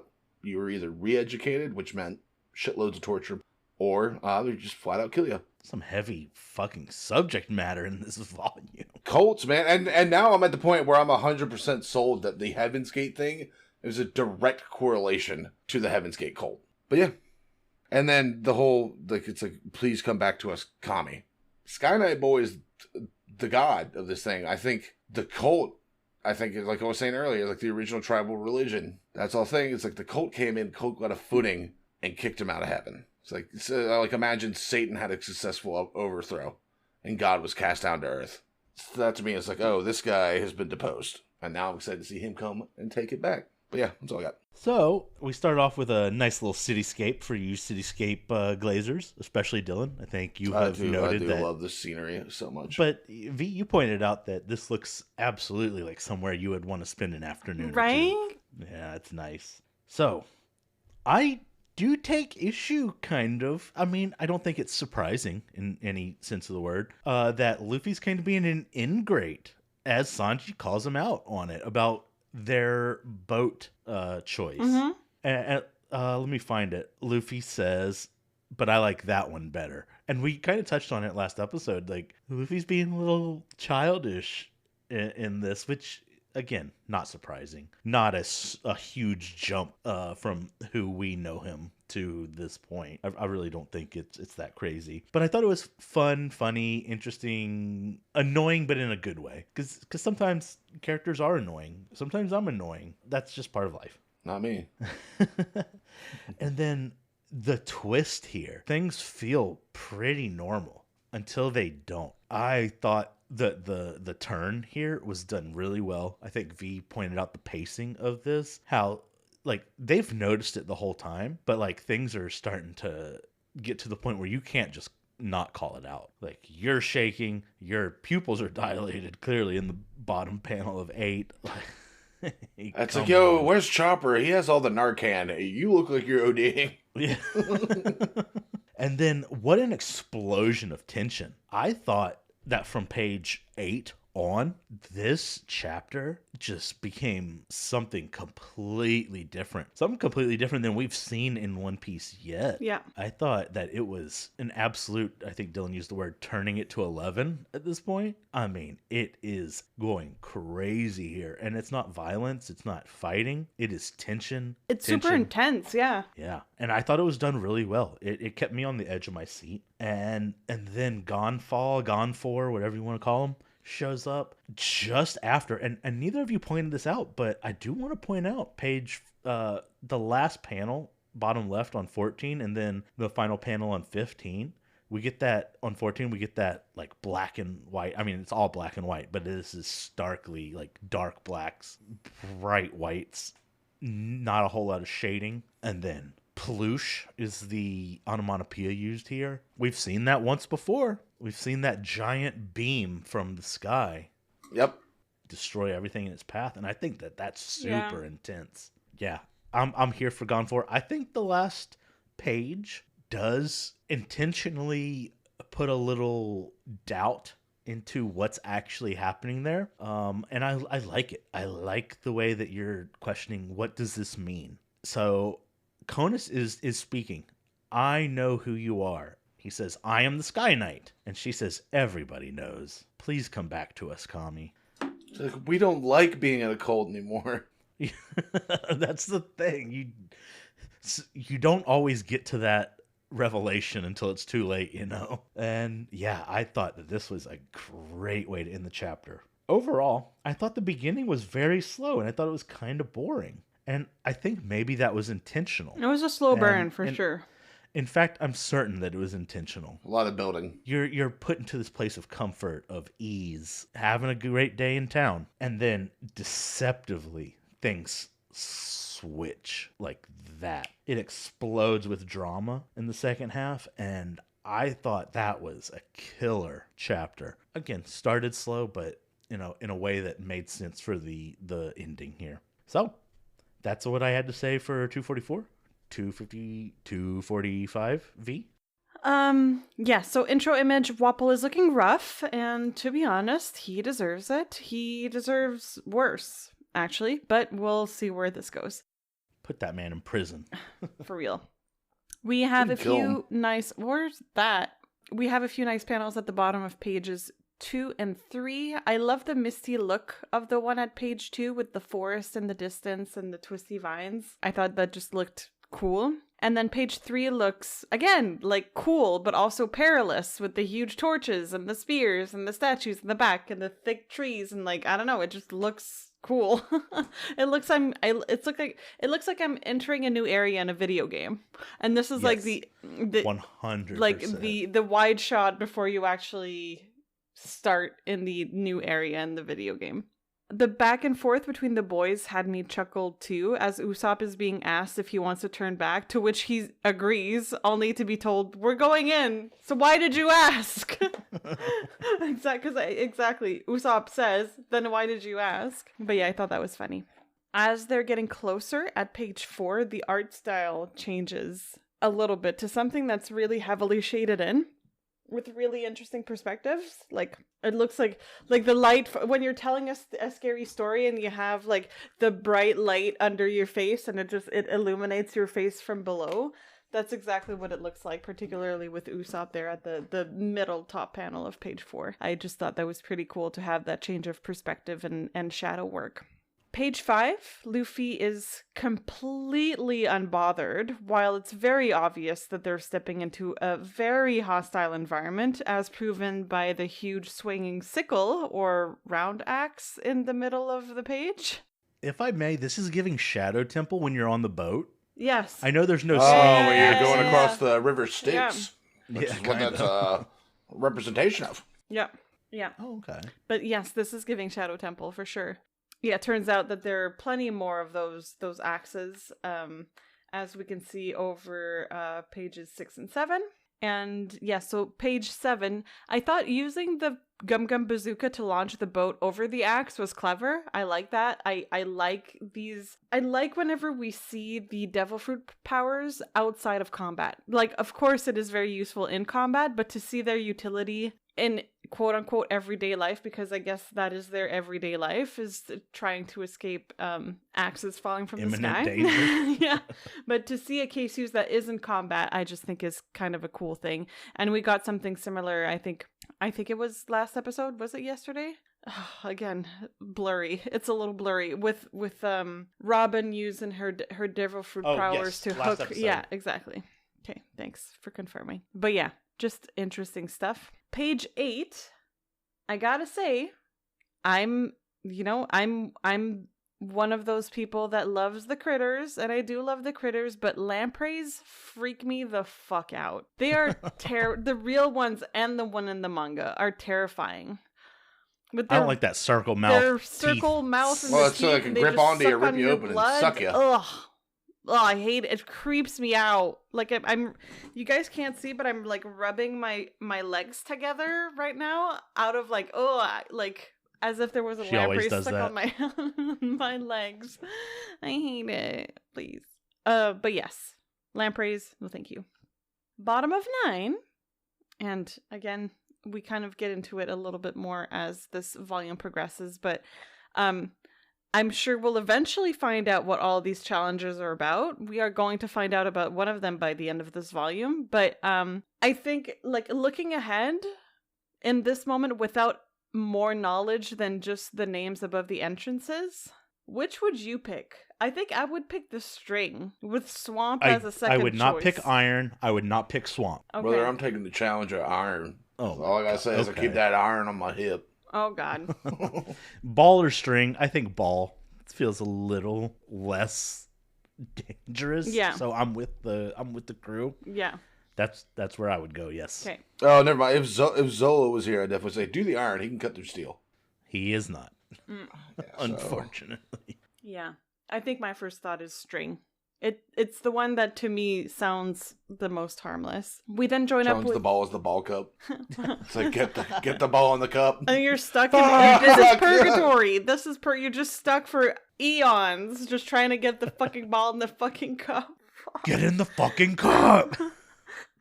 Oh, God. I haven't done that in ages, and to be honest, I'm not too keen on it. Be happy if I never saw a ball in a cup again. I would. So we join up with the other half of the Straw Hats at page 10, and it seems like Zoro is defending the ship against sky monsters. King shit. I love how throughout he seems more exasperated and annoyed than he does scared. Like, oh yeah, he's like, oh, this again? That's his MO. And I know he can handle this, but he'd rather be doing anything else right now than doing that. I also love Robin being very factual about how the clouds would have turned red if his with his blood if he'd been eaten. Like, she's like, yeah, it's fine. They would have just turned red. Like, that's super gruesome. It's like, no, she's telling you he's alive. Yeah, exactly. Bottom of page 12. This looks like a sacrificial altar. Honestly, looking at it, this is the epitome of the stereotype of what a sacrificial altar would look like. With the stairs and the torches and the engravings. It's like, if there was a dictionary, the dictionary definition of sacrificial altar and an image beside it, it would be that. I think it's maybe because it's giving Chichen Itza, like the quote unquote pyramids in Mexico. I don't know if they're Aztec or Mayan, but either way, they're the sacrificial pyramids, whatever. They love sacrifice. They did. I don't have very many details about the interactions between the crew over the next few pages. If I may, I just want your thoughts. Zoro, I think the goggles are adding something. I like it. Well, he's in the water. Top of 13. He's looking good. Yeah. Listen, I love a man with glasses, so I'm right there. It's not a look that I'm used to. And even then, just looking ahead, mid-page 14, it's giving him a little, like, steampunky edge, and I kind of like it. Yeah. So, so I don't have a whole lot of detail about the interaction between the crew over the next few pages, but yeah. I just love the vibe, the energy with those specific crew members. There's no bullshit. There's not much in the way of misplaced egos, but still strong personalities. There's a good balance of brain and brawn, and Chopper is adorable and useful where he can be. So I'm enjoying this pairing of characters. So page 14 brings about the topic of Pascal's wager. 14? Oh, I don't pray. Yes. Okay. And we can see that Zoro does not subscribe to it, whereas Nami does. So for any of our listeners that might not know, Pascal's wager says that you're better off believing in God because the potential loss or the potential consequences of not believing, i.e., burning in hell or suffering in purgatory, is so terrible and so infinite that making believing in God, this whole thing makes believing in God both the prudent and the logical choice. So you're better off believing in God than you are to not because of the consequences. Michael? I think Pascal's wager is an interesting thought experiment. Mm-hmm. So look at it as a 2x2 grid. At let's say the y-axis is God exists and God doesn't exist. And then on the x-axis we have you are right and you are wrong. So God exists and you are right. Infinite happiness, whatever. God exists and you are wrong. God does not exist and you're right. Nothing happens. God does not exist, and I think I may be but it's a 2x2 grid, and only one of them results in infinite happiness. Like, the rest are either your internal hell or nothing happens. And you want to place your bets on red. That's kind of the flip side of Pascal's wager. Although, like, famously, Blaise Pascal was encouraging people to believe in religion. Yeah. But there is a point in which God is the right one, and thus the possibilities grow exponentially from there. Because not every God is asking you to subscribe by their dogma in the same way. And right? They can't all be real unless they are, in which case that's an infinitesimally small percentage. Yeah. So I think it's interesting and fun thought experiment, but it really breaks down once you think about how many options there really are for that one happiness square, you know? No, for sure. It's interesting. But I feel like I'm, personally, I would rather not be a hypocrite. If I don't inherently believe, I can't force myself to believe. Then it's not genuine. And so therefore, am I really earning my place as a believer if I have to force myself to do it? Not really. So if that belief doesn't inherently come to me, which it doesn't, then I'm not going to pretend. There is a facet in which your belief is seen through by the God that does exist. Exactly. And a hole is completely poked in everything you've devoted yourself to. And I can't help the way I feel about whether or not I believe. It just is. So. Well, that's why you're going to go to hell, sinner. Yeah. Oh, yeah. I'm ready. I'm ready. No, you might not be. I feel like I've led a very good life, and I feel like I am a good person. So I think it would be a mistake. God, I'm just saying, if you're there, I'm just saying, there are a lot worse people. Which that does kind of remind me of a show called The Good Place. I don't know if you guys have. Chelsea loves it. I hate it. Oh, really? I love The Good Place. Alrighty. So, yes. Zoro does not subscribe to Pascal's wager. Robin and Nami join Zoro in his exploration of the jungle. Unsurprising considering how much Robin is interested in the historical things she can find there and how Nami is always after some form of treasure. And, Chopper, my baby, seeing him start panicking as the realization sets in that, oh shit, I'm alone and it's dangerous. It made me like awe out loud because it brought me back to a moment when I was a child. Okay, I was 8 years old and I, for the first time, walked back home from school by myself and waited alone at home for my parents to get home. And a thunderstorm started and I was absolutely mortified. It was the first time and there was this big thunderstorm and I was alone and there were scary noises and I was just so scared. And it just reminds me of that. Oh, but yeah, Chopper's just a little baby. It's crazy that they left him behind, of all people. Right? Well, someone's got to stay with the ship. And they're like, it's fine, you can do it. Yeah, we're counting on you. And he's like, okay. They said they'll be okay, and I'm scared to go. They're so brave. Oh my god, I'm alone. I'm alone. And then that you start like a cyclical thought. The spiral, and you're like, oh my god, this is how I die. It's like, well, hey, brother, like, realize you're supposed to be the sacrifice. You're actually in the safest place. Yeah. Nothing's going to fuck with the sacrifice. That's fair. That's a terrible and amazing way to think about it. It's true. Yeah. Like, nothing around here's going to mess with the sacrifice because it's supposed to be two gods, so it's going to be left alone. Yeah. So long as God doesn't get to him, he's good. Well, we're under the understanding it's like, no, the other people have a chance. They get given a chance to save them. If they fail, then they get sacrificed. Yeah. So it's like, keep someone behind so they show up. Yes. Yeah, he doesn't know that, but it's like looking at it, it's like, actually, Chopper, you're probably in the safest position. The logic does make sense. Yep. I appreciate the logic. Alrighty. But yeah, that's what I had for 245. Dylan? Yeah. Waffles homeless. I do love the shot of them going across, like, I just want to, it makes me just want to call it the Snake Way, or the Dragon Way, or whatever it's called. Just because the way it's done out with the swirls on the side reminds you of the spine on the serpent's back. Dragon Ball Z. Yeah. The reference. Bro, honestly, even their little duck boat, dude, that would be awesome. Like, I would take that on the lake. Yeah.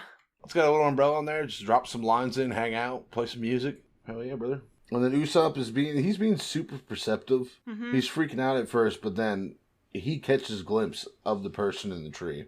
And he's like, no. He's like, it's something else. It's something else. And then I like at the top of 5, you get the noise of shwoof. Mm-hmm. And Usopp's like, wait, again? Yeah. So, like, Usopp's completely on guard, which He's thank God honed he in. was. Yeah, he's right there. Yeah. And, like, no one else knows what the fuck's going on. And, like, it's like, no, speed it up, row. We have to move. Mm-hmm. It's like, why? What's going on? And then Luffy looks over as the guillotine. It just comes slamming across. And, of course, it's like, oh, my God, a sickle monster. It's like, no. And I do kind of like just the little top right panel of 6 that's showing, like, the mechanics of the traps in motion. I completely looked past that. Oh, yeah. And then you also get to hear the noise of the check, kind of like something getting loaded up to the top of, like a roller coaster going to the top of a hill. Mm-hmm. Again, this could very much be a feature ride at the One Piece theme park. Yeah. Yeah, it'd be a good log flume ride. Yeah, it would. Yeah, it would. And then it is fun, like you mentioned, the Gun Bazooka to just kind of like push off of the sickle so they don't get sliced. Smart. And then the lamprey coming after him is cool. I just like the design of the lamprey. It's fun. They made it look pretty realistic. I mean, bigger, but still realistic. It's like, man, I kind of wish they were on the ship, because if they were, Sanji would be turning that soul bitch into unagi. Grilling that shit up good. And I do love the whole, like, it just looks Buddhist to me, but like the I think it very much is. the statue face and then the four four fingertips as the challenges. Yeah. Because actually, yeah, the way it's drawn out is it's a hand holding up to stop. Because I can see. I didn't think of it as a hand, but that absolutely makes sense. If you look to the very far left of the bottom of 9, you can see the thumb. Mm-hmm. Yeah. But that's a fun idea. You have to choose. It's basically like choose your demise kind of deal. That's fun. It's again very RPG. Yeah. Very RPG. Like, which temple are you entering first? Eventually, you're gonna have to do all of them. Yeah. But in this situation, you get a choice. Yeah. We have an opportunity to pace yourself. Figure it out. And then seeing the Sky Shark, I love the design of the Sky Shark. That's fun. I really like the design of that. Mm-hmm. So, man, I like to hook me one of those bad boys. It looks a little bit like a tigerfish. The design on it? Yeah. Are those the ones that are invasive around Florida? No, You're thinking like tiger sharks and... No, I'm thinking of a lionfish. Oh, yeah, that's what I meant. Lionfish, yeah. Oh, those things are fucking... Oh, ugly. And no, I'm thinking of a wolffish. Those things are ugly as hell and look mean as... I would not put my fingers anywhere near their mouth. A lionfish is crazy invasive, and it's kind of wrecking the coast. Yeah, I was thinking Florida. of a lionfish. The ones with the stripes on them and the... Yeah. And the spikes. What are they doing? They're fucking up the mangrove groves? No, they're ocean critters, and they have no natural predators around Florida. So they just fucking... shipping in some tiger sharks. Dylan, you would love the TikToks where people are given open season on them. So they go down there with these, like, loaded fucking harpoons. Like, they're, like, elastic harpoons, and they just shoot it, reel it back in. Yeah, it's so cool. And I love how Zolo just, like, finishes off the Sky Shark with just a punch. He's just gonna punch it. The sheer confidence of, like, I don't pray to Kami, so I don't give a shit what he thinks. It's like, okay, that's nice, I like that. And they just decide to swing off the boat. And then he's like, we're looking for history. It's like, why are your eyes berry signs? History. And again, we see Robin use her power to catch Nami because she's coming in too hot. That's fun. And the fact that she, like, it is fun to see because it seems like the first time that we're seeing, like, someone with devil fruit powers kind of, like, just use them off the cuff without much, like, forethought to it. Just do it. Luffy a little bit, but Robin definitely. Robin clearly knows what her powers can do. Sometimes I wonder if Luffy actually understands. I think he's got a rough idea, but he just doesn't understand the depths of it, to whereas Robin's pretty comfortable with what her powers can do. And again, Chopper being like, oh yeah, they're going to be so safe all together. Wait a minute. That's fun. I'm not safe. Yeah, the bottom panel of 17 is fucking hilarious. I like that. I don't like how they're like, yeah, go fix up the ship, and he's out there with his little hammer and toolbox. He's so cute. Yeah, but that's all I got. All right, 245. So I thought that was some crazy art to open this up. It shows that we're diving deeper into this ultimately dangerous environment. It was fun. It was whimsical. It's not so much anymore. And I think that the bottom of 2 and 3 really kind of nail that, especially the bottom of 3. That is fucking danger personified. It's giving Indiana Jones in a great way. I really like this, like, Lost Land kind of feel that it's doing. I like it a lot. You guys asked if what or I think it was V, asked, what challenge would I choose? You know what? The challenge of string sounds nice. Iron Swamp, keep them far away. Ball, maybe. I said ball. When it comes to religious shit like that, it's always ambiguous as shit. So the shit you're supposed to think is easy, it's going to turn out to be your hardest one. That's so fair. And then we move back to the rest of the crew, and I'm here for this Zorro moment. He is being the captain, I think, for the people he's with currently. I like the way he's taking charge. He's protecting. He is being a lioness, protecting his cubs, and I appreciate him. I really enjoyed the panel at the bottom of 12. The light shining down, the various shadows. I feel like the intricate. Zorro has a sense of duty about him. And that is paired with his like undying loyalty. And it's, you know, it's loyalty to Luffy first and foremost. But there is still loyalty to the rest of the crew. Whatever Luffy says will always come first. But there's still the sense of, these are my people and I will protect them. Yeah, I think he loves every single member of his crew, maybe with the exception of Robin. For now, because yeah. It's taking time. But yeah, I would absolutely agree that he knows that every single one of these crew means as much to Luffy as anyone else. Mm-hmm. And I think he imbibes that. Part of me wonders how much of it is Luffy and how much of it is his own sense of I hesitate to say fatherliness, because he's definitely giving father. Yeah. Well, he's giving provider. He's giving protector. He's giving, yeah. Yes. Yeah. I have a difficulty making a distinction there. And that's a good thing, because he makes it so seamless. Mm-hmm. And again, up to this point, I think Zorro is one of the most intricately written characters in this. I am here for Zorro. It grows. He does so in the way also that, like, he seemingly doesn't expect anything in return. Like, he does that just because he'll get frustrated, but he's not going to ask for anything. Exactly. He does it because he gets the sense that is what needs to be done, but he's not doing it seeking anything to be returned to him. He does it just because that's the right thing to do in his mind. Man, I am turning into such a Zorro glazer, and I kind of blame UV, but also looking at it with this close lens that we do, kind of returning to a conversation. It's One Piece through new eyes. Yeah, it's new eyes for so you much too, sense. Michael. Yeah, honestly, it really is. It really is. But yeah, this is a moment where goggles. If we were watching a movie and they said the title of the movie, everyone would take a drink.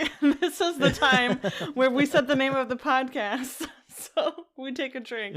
The unspoken name. Yeah, absolutely. Well, it's spoken, but yeah, absolutely. And then they leave Chopper.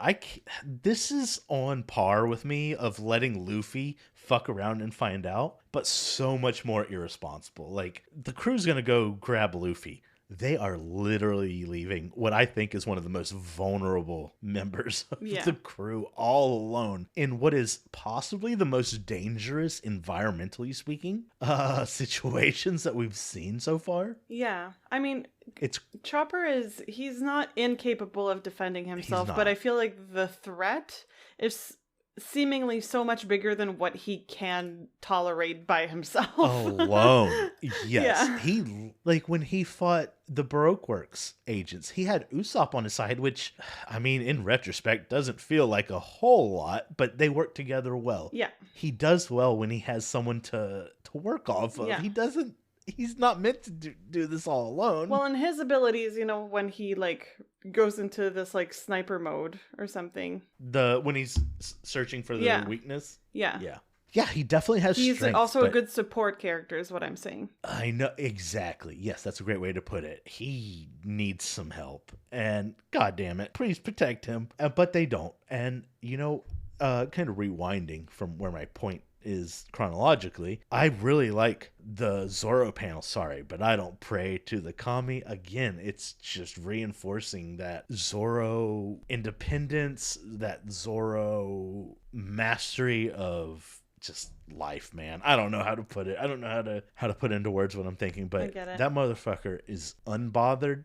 He stays in his lane. He's very moisturized, probably, and Yeah, what an interesting way to leave off with Chopper all alone. Yeah. To summarize, this chapter was a lot of fun. The sense of adventure and exploration is really hitting. This volume overall is kind of really showing Skypia's personality, and I think this chapter does a great job of really showing you what you're up against. This Indiana Jones-esque, whereas Alabasta was political, this is religious and ancient, and I like it. It's a unique split between the two parts of the crew, and it allows for some unique and fun interactions, and I think that there's a lot of great art along the way. I think a lot of this was truly stunning, actually. But that's all I had for 245. 246, V. Yes, this is the last chapter of this volume. Love the intro image. Nami is chilling on the boat that Chopper is pushing around. Luffy is meditating with a kitty cat I on could his never head. see Luffy meditating. Right? But that's where... And the cat looks so comfy on the top of his head. And it seems to me like Usopp is about to put a rock on the water lily to sink Luffy down while he's meditating. He does look a little mischievous, Yeah. but it might be that he's just interested in what he's got. But then- I don't know. There's some ambiguity. But then you can see above Usopp, there's the bird that's about to throw a rock at him in Oh. return. Bashes So I that feel in. like the bird is seeing what Usopp is trying to do, and he's like, "I'ma fucking get you first." But either way, I love the art style and the vibes here. And we also get the title of this chapter, Satori, Vassal of the Forest of No Return. Spooky. So I'm guessing that all four of these guys, which we saw before when Nami was first stranded, are respectively associated with each of the challenges the Straw Hats have to pick from. So String, Iron, Ball, and Swamp. So that's what I'm guessing is happening here. There's probably no good option, to be honest. I know I said String. I could you know, see String going real bad I real could quick. see all of them going real bad now, especially now that we are finding out what the challenge of the ball is going to be as we progress through this chapter. But yeah, I did really like the shaded in style on page 3. And I also enjoyed the perspective shot looking at the entrances from behind the Straw Hats at the bottom of page 4. That was just interesting visually. I guess they picked the challenge of the ball. Sure enough, that, you know, again, I don't think that one is Was better that than your the first other. choice, or was String your first choice? My first choice was String. Yeah, that is what I would have gone for. Okay, even though I know that they're obviously in danger and things can possibly go very wrong, page 5 is weirdly enough making me want to go to a water park and do some water slides. Like the section of the water slides where you go into the tunnel and it's all dark. Oh, I love that section of a water slide. And that's exactly what it's giving in terms of vibes. My claustrophobia, I love water parks, but when you go into the tunnel section, part of my mind's like, what if I get stuck here? How long will it take before I'm saved? I don't know. I just have this intense claustrophobia. But it makes it coupled with this exciting. love. Dylan, do you remember the water park episode of Always Sunny? Oh yeah, it was like, oh no, we're not too old, and they get stuck. Oh, they're all pissing. They're they get stuck in a water slide, Oh, and no. a bunch of kids come down, and it just creates this backlog of people stuck, and they all start pissing. It's Oh, like, no. oh no, I hate that. I hate this that. guy's got AIDS. Oh no, that's disgusting. Never mind. I never want to go to a water slide anymore. I'm done. Alrighty, so bottom right corner of page 6. The faces crack me up. Yeah. Usopp especially, with his eyes and teeth literally leaving his The face. teeth sell it. It's so funny. It is so funny. I had a little laugh at the bottom of page 7 when Luffy says, smiling wide balls. Lots of balls. And sure enough, Of course you did. the next page shows us that there are indeed lots of balls that are seemingly made of island cloud.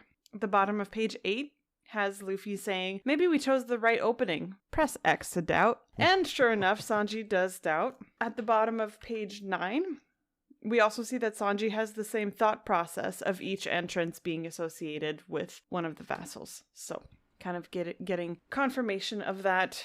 The next couple of pages show us that all the balls have traps, and we find out that they're called surprise clouds. And I, for one, love surprises, but I don't know that I would love these. Let's be clear. Page 12 introduces us to Satori, one of the vassals, and, his appearance fits the bill or the ball. Whatever. You get the gist. He looks like he would be the guy. He's the ball guy. He's the ball guy. I got a guy for this. Yeah.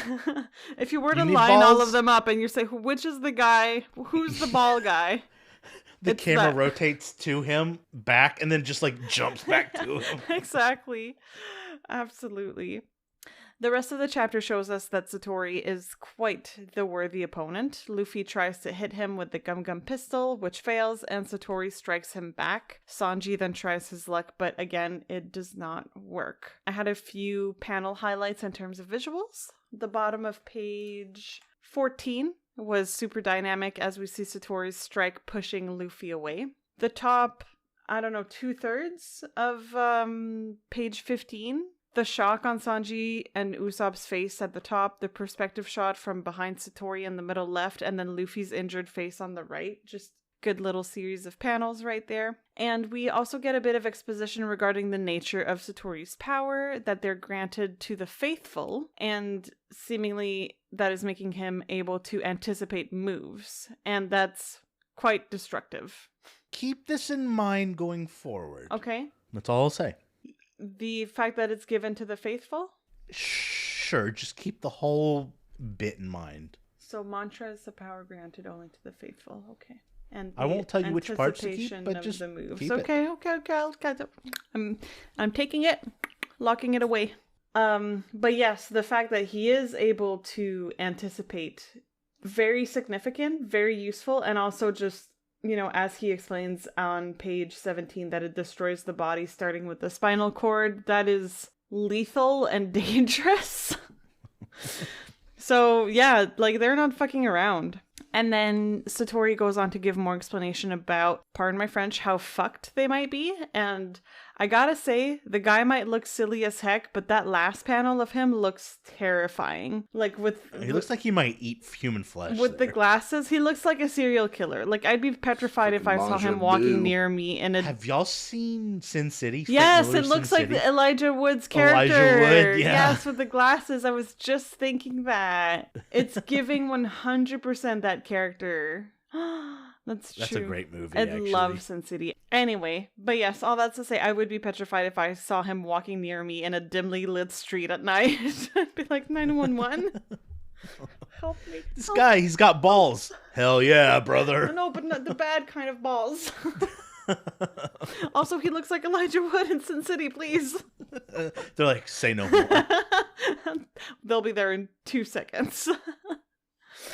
Anyway, that is all I had for chapter 246. Overall, I think a good end to the volume, a nice little cliffhanger. Like, we know that we're about to get into more of Satori. We also know that we're most likely going to get into more of the other vassals. Like, it's a good way to finish this chapter, which, again, I will go into it a little later when we do our overview of the volume itself, but a lot was happening, and now I feel like we've kind of picked a path and we're on it, and I'm looking forward to seeing it. We're still split.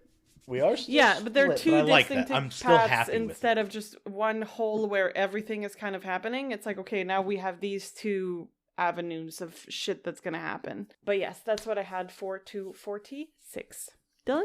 Yeah, cover shot's really nice. I think some of like the ones that are like meant to be canonical in some way, I think it'd be fun to have like a bunch of like poster prints of them. It'd be fun to just color hang- them. like, I mean, have I'm them. not about to, but Yeah, I mean, I would like if we get poster prints of them. There's a lot of them that's like, yeah, I would hang that up somewhere because it looks cool. Poster prints of who? of the cover. Yeah, art. like the yeah, cover yeah. art that's non-canonical. It's just like a funny scene that he did, like the archaeology one they did way back when. Or the shopping one within... They're good. They're always good.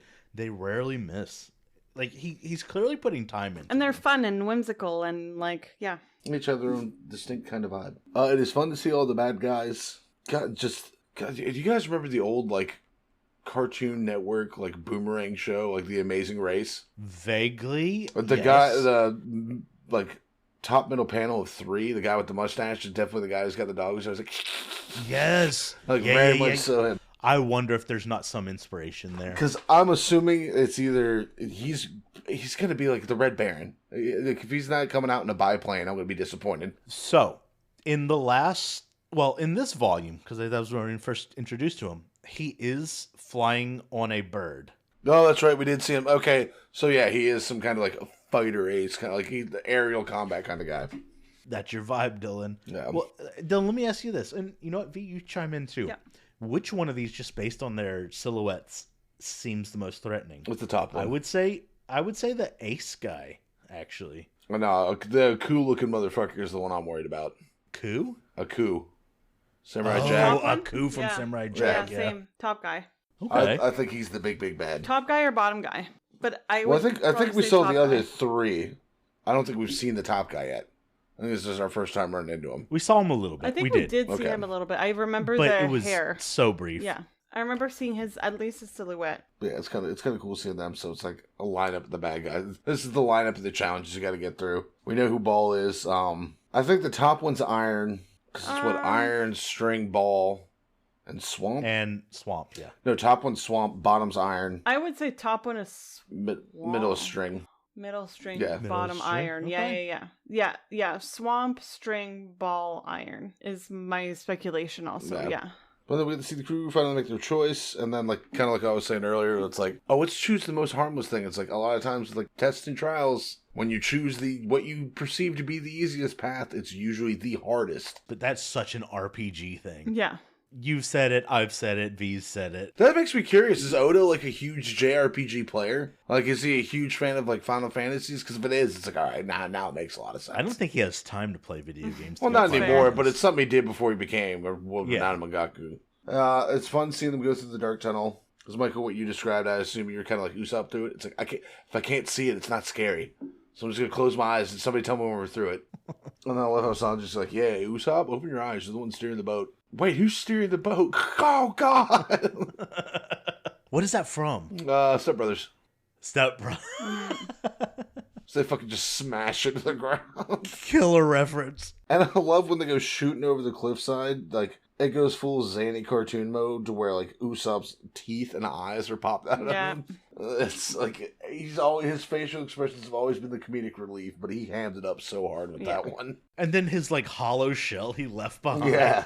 So that's fun. But somehow, even falling from the height they fell from, they're good. Those boats are made of sturdy stuff.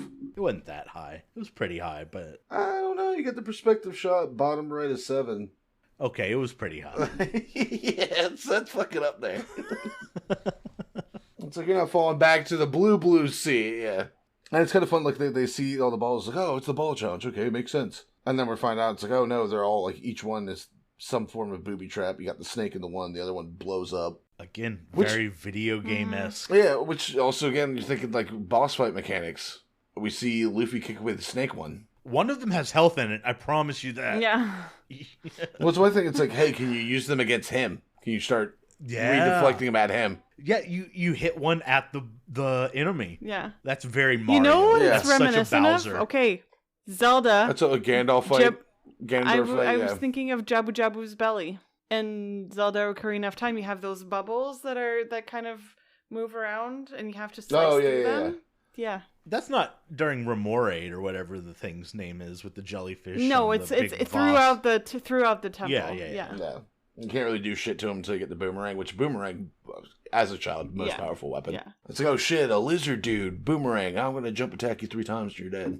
And then I do like the introduction to Satori. He's fun, Kami's vassal, and like everything he says about it, it's like, oh, the mantra, it's a power only given to the faithful. Mm-hmm. That's given, again, very cult-like. It's like, oh, you're super bought in, you're my right hand now. I'm going to tell you to kill somebody, and you're going to leap and jump to do it, so you got privileges. Manson. Well, his power is kind of interesting. I don't really get to see... I guess he makes an explosion in his palm. Yeah, that's got to be it. That's giving me, like, Full Metal Alchemist vibes. Where it's like with Scar, where Scar, like, gets his hand on you and just deconstructs. Or, You even got the one bad guy who's like, I think it's Kimberly, where it's like he'll go up to a person, touch them, and then it turns them into a bomb and they explode. It's been a long time since I've. If you're gonna watch it, watch Brotherhood. That's the good one. Yeah. That's the one I have done. And the fact that like Sanji and like top of 16 is very giving me like the introduction to Sherlock when he's in the pit fight, and he's just like thinking all the moves out, and it's like, oh, I'll do this, and then he'll do this, and then I'll do that, because it's like head kick, right leg, definitely gives the what is it, the Robert Downey Jr. Sherlock. Yeah. Gives that a lot. I like how Usopp's like, oh my god, Sanji, as like the hand is coming into the side of his head. See, I'm curious about his power. What I'm coming to grips with is like, oh, is it a power given by a god, or is it the leader of this, I'm going to keep going with it, cult, has just accrued a bunch of devil fruit. And instead of saying, oh, it's devil fruit, it's like, no, this is my gift to you as a god. Eat it and you will gain powers. Yeah, that's a very interesting theory. So that's what I'm wondering. Yeah. Oh, so I didn't pick up in the first read through. He sends off their waiver. He's like, nope, you don't have it anymore. Now you're gonna have to figure out how to get through here. You're fucked. So only 10% survive the forest of no return. This is the challenge of the ball. Well, now there's that statistic. I want to see some people who have made it through. I want to see some flashes who are those guys? Yeah. And did they survive the other ones? Like, what happened? But yeah, good way to end the volume. Now it's like, all right, now we're starting to run into the big bads of this, because the whole time it's like, let's build it up. We'll give you some little drippings of cult stuff. Now you get to see the heads of the table. Let's see what happens. Yeah. So I've liked it. I actually really enjoyed this whole volume. But that is all I have. All right. The spoopy intro, I think, definitely landed. These guys are giving threatening. They are selling it. They all look crazy in their own way, especially Satori. Satori is giving Elijah Wood from Sin City. Yeah. I wrote that in my notes. I also like the idea of choosing your own poison here. Again, I've said it multiple times. I think we've all said it at least once or twice, but that is so open-ended JRPG. Choose the way that you end. Take it at your own leisure. I like it a lot. The different challenges. All of 6 was crazy, but especially the bottom right panel where Usopp's teeth and eyes are popping out of his skull was so funny. Loved that. I thought the challenge of the balls was kind of, and maybe this is just me, but it gave psychedelic vibes for me. I liked it a lot. All these, it's just like really Grateful Dead, Pink Floyd-esque. All the balls are floating around. They're booby trapped, which is less fun than a psychedelic trip, but it's certainly a wild experience. Probably a bad trip, if I may. And then, yeah, Satori's kind of just like this funky little guy. I like him. The way he clocks Luffy, the way he dodges on the top of... Yeah, on top of 14, he dodges the pistol and just lays into Luffy is crazy. It feels almost effortless, and I like it. And then he handles the rest of them. Sanji and Usopp go down relatively quickly. And yeah, it's definitely showing the threat of this character. It's good. I think there's a lot of tension here, and I think it's done well. Finally, we get that last little panel of him saying, "Welcome to the Forbidden Land, the Upper Yard." And yeah, that's so sinister. I really liked the way this ended. Overall, I don't have, a ton to say. It was a relatively simple chapter, but it is escalating the conflict and the action in a very meaningful way. It's not doing anything bad. I want to make sure that is front and center, that nothing here I would classify as bad. I like what's being set up. It's not really unleashing the beast. Again, it's still part of that building. I mean, yes, he is a beast, Satori, but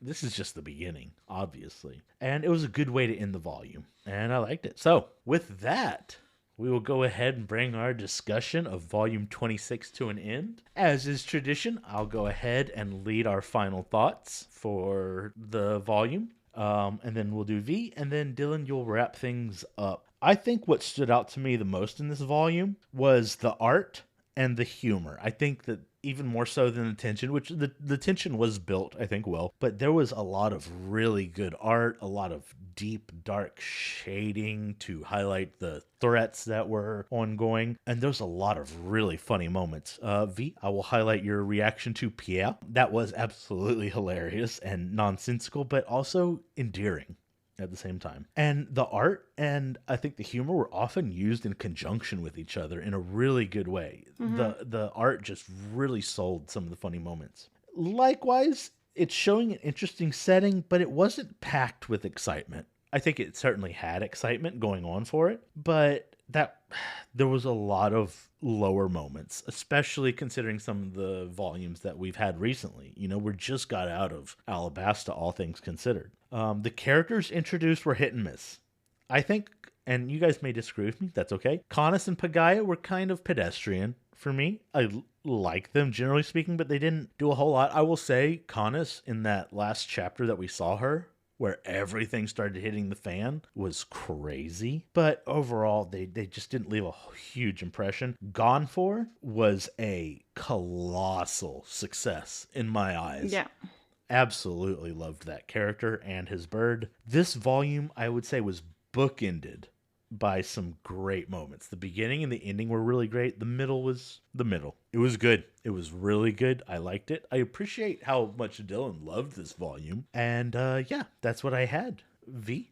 Yeah, so to me, this volume was a very good introduction to a new environment and kind of really diving into it a little bit more. I like the idea of Skypiea and the way that it's been drawn and designed so far, minus all of the threats to the Straw Hats' lives. But beyond that, just I really like what they're doing with the idea. Parts of it to me did drag on a little bit. My attention did wander around the 4th and 5th chapters of this volume. I think it was all important information, but I feel like maybe it could have been presented in a way that was a little bit more streamlined. But that's honestly fairly minor criticism. I still thoroughly enjoyed it. We got a lot of good art moments. And also, like I pointed out earlier, I think separating the Straw Hats can bring about a lot of interesting scenarios. And as we can already see, it's quite promising in terms of what is coming up next with our protagonists. And I think overall this was another volume with a broader perspective, a lot of world building and establishing context. And while I recognize the importance of it all, and there isn't much that I would have gone without, again, I think there are some things that could have been presented differently, but all of the information that was presented was relevant and important. I am kind of looking forward to having something a little bit more honed in. And I feel like that's exactly what we're stepping into now that, Zoro, Robin, Chopper, and Nami are on one end, and the others are now facing the challenge of the ball. Like, it does feel like we're back to an area of, like, we're focusing on a specific series of events, and I'm looking forward to it. But overall, I still thought it was a good volume. I do have some character criticisms that I will not get into anymore, but as you know, there were some moments that didn't sit great with me in this volume. But overall, in terms of just the storytelling, establishing where we're at, establishing where we're headed, and just giving us a real taste of what Skypiea is, this volume did a really good job. But it's not without its shortcomings, in my opinion. But that's what I have in terms of general thoughts. Dylan, wrap it up. Yeah, I pretty much ate this volume the fuck up. The scenery of it really drew me in, and all the building and like the cult theming to it. Because it's like I first got hooked into it, and then you start getting the little uneasiness of like, why are you so open to new people? And then it just gets deeper and deeper and deeper. So yeah, I thoroughly loved it. I'm very excited to see what's going forward. This might actually be one of my favorite volumes. Like, I was thoroughly entertained the whole time reading this. But yeah, that's pretty much all I got, and this is good. Right on. With that, I'll lift the embargo on, 27? Can we check the cover? Oh, we're about to. And I will present to you the cover of 27. I don't think you're going to get a whole lot from this, but certainly you're getting some color. Yeah. Yeah, you're seeing what you saw at the beginning of the last chapter. Yeah, that motherfucker is totally Red Baron coded as fuck. Yeah. Yeah. Like, I kind of saw it, but now seeing it, it's like, oh yeah, it's the Red fucking Baron. Yeah. Dude. Yeah, my bird ate the biplane That guy fruit. with the goatee, though, he looks like such a fucking douche canoe. He's so iron, though. He's definitely iron. He's so iron. He's so He's so iron. Yeah. Got steal my blood, Oh, brother. and I kind of like that Luffy has little wings. Yeah. Kind of lame. Oh, he's part of the cult now. It's the He's uniform. all in, brother. They're like, yeah, we feed you. He's like, sign me up. Good stuff. Any last words?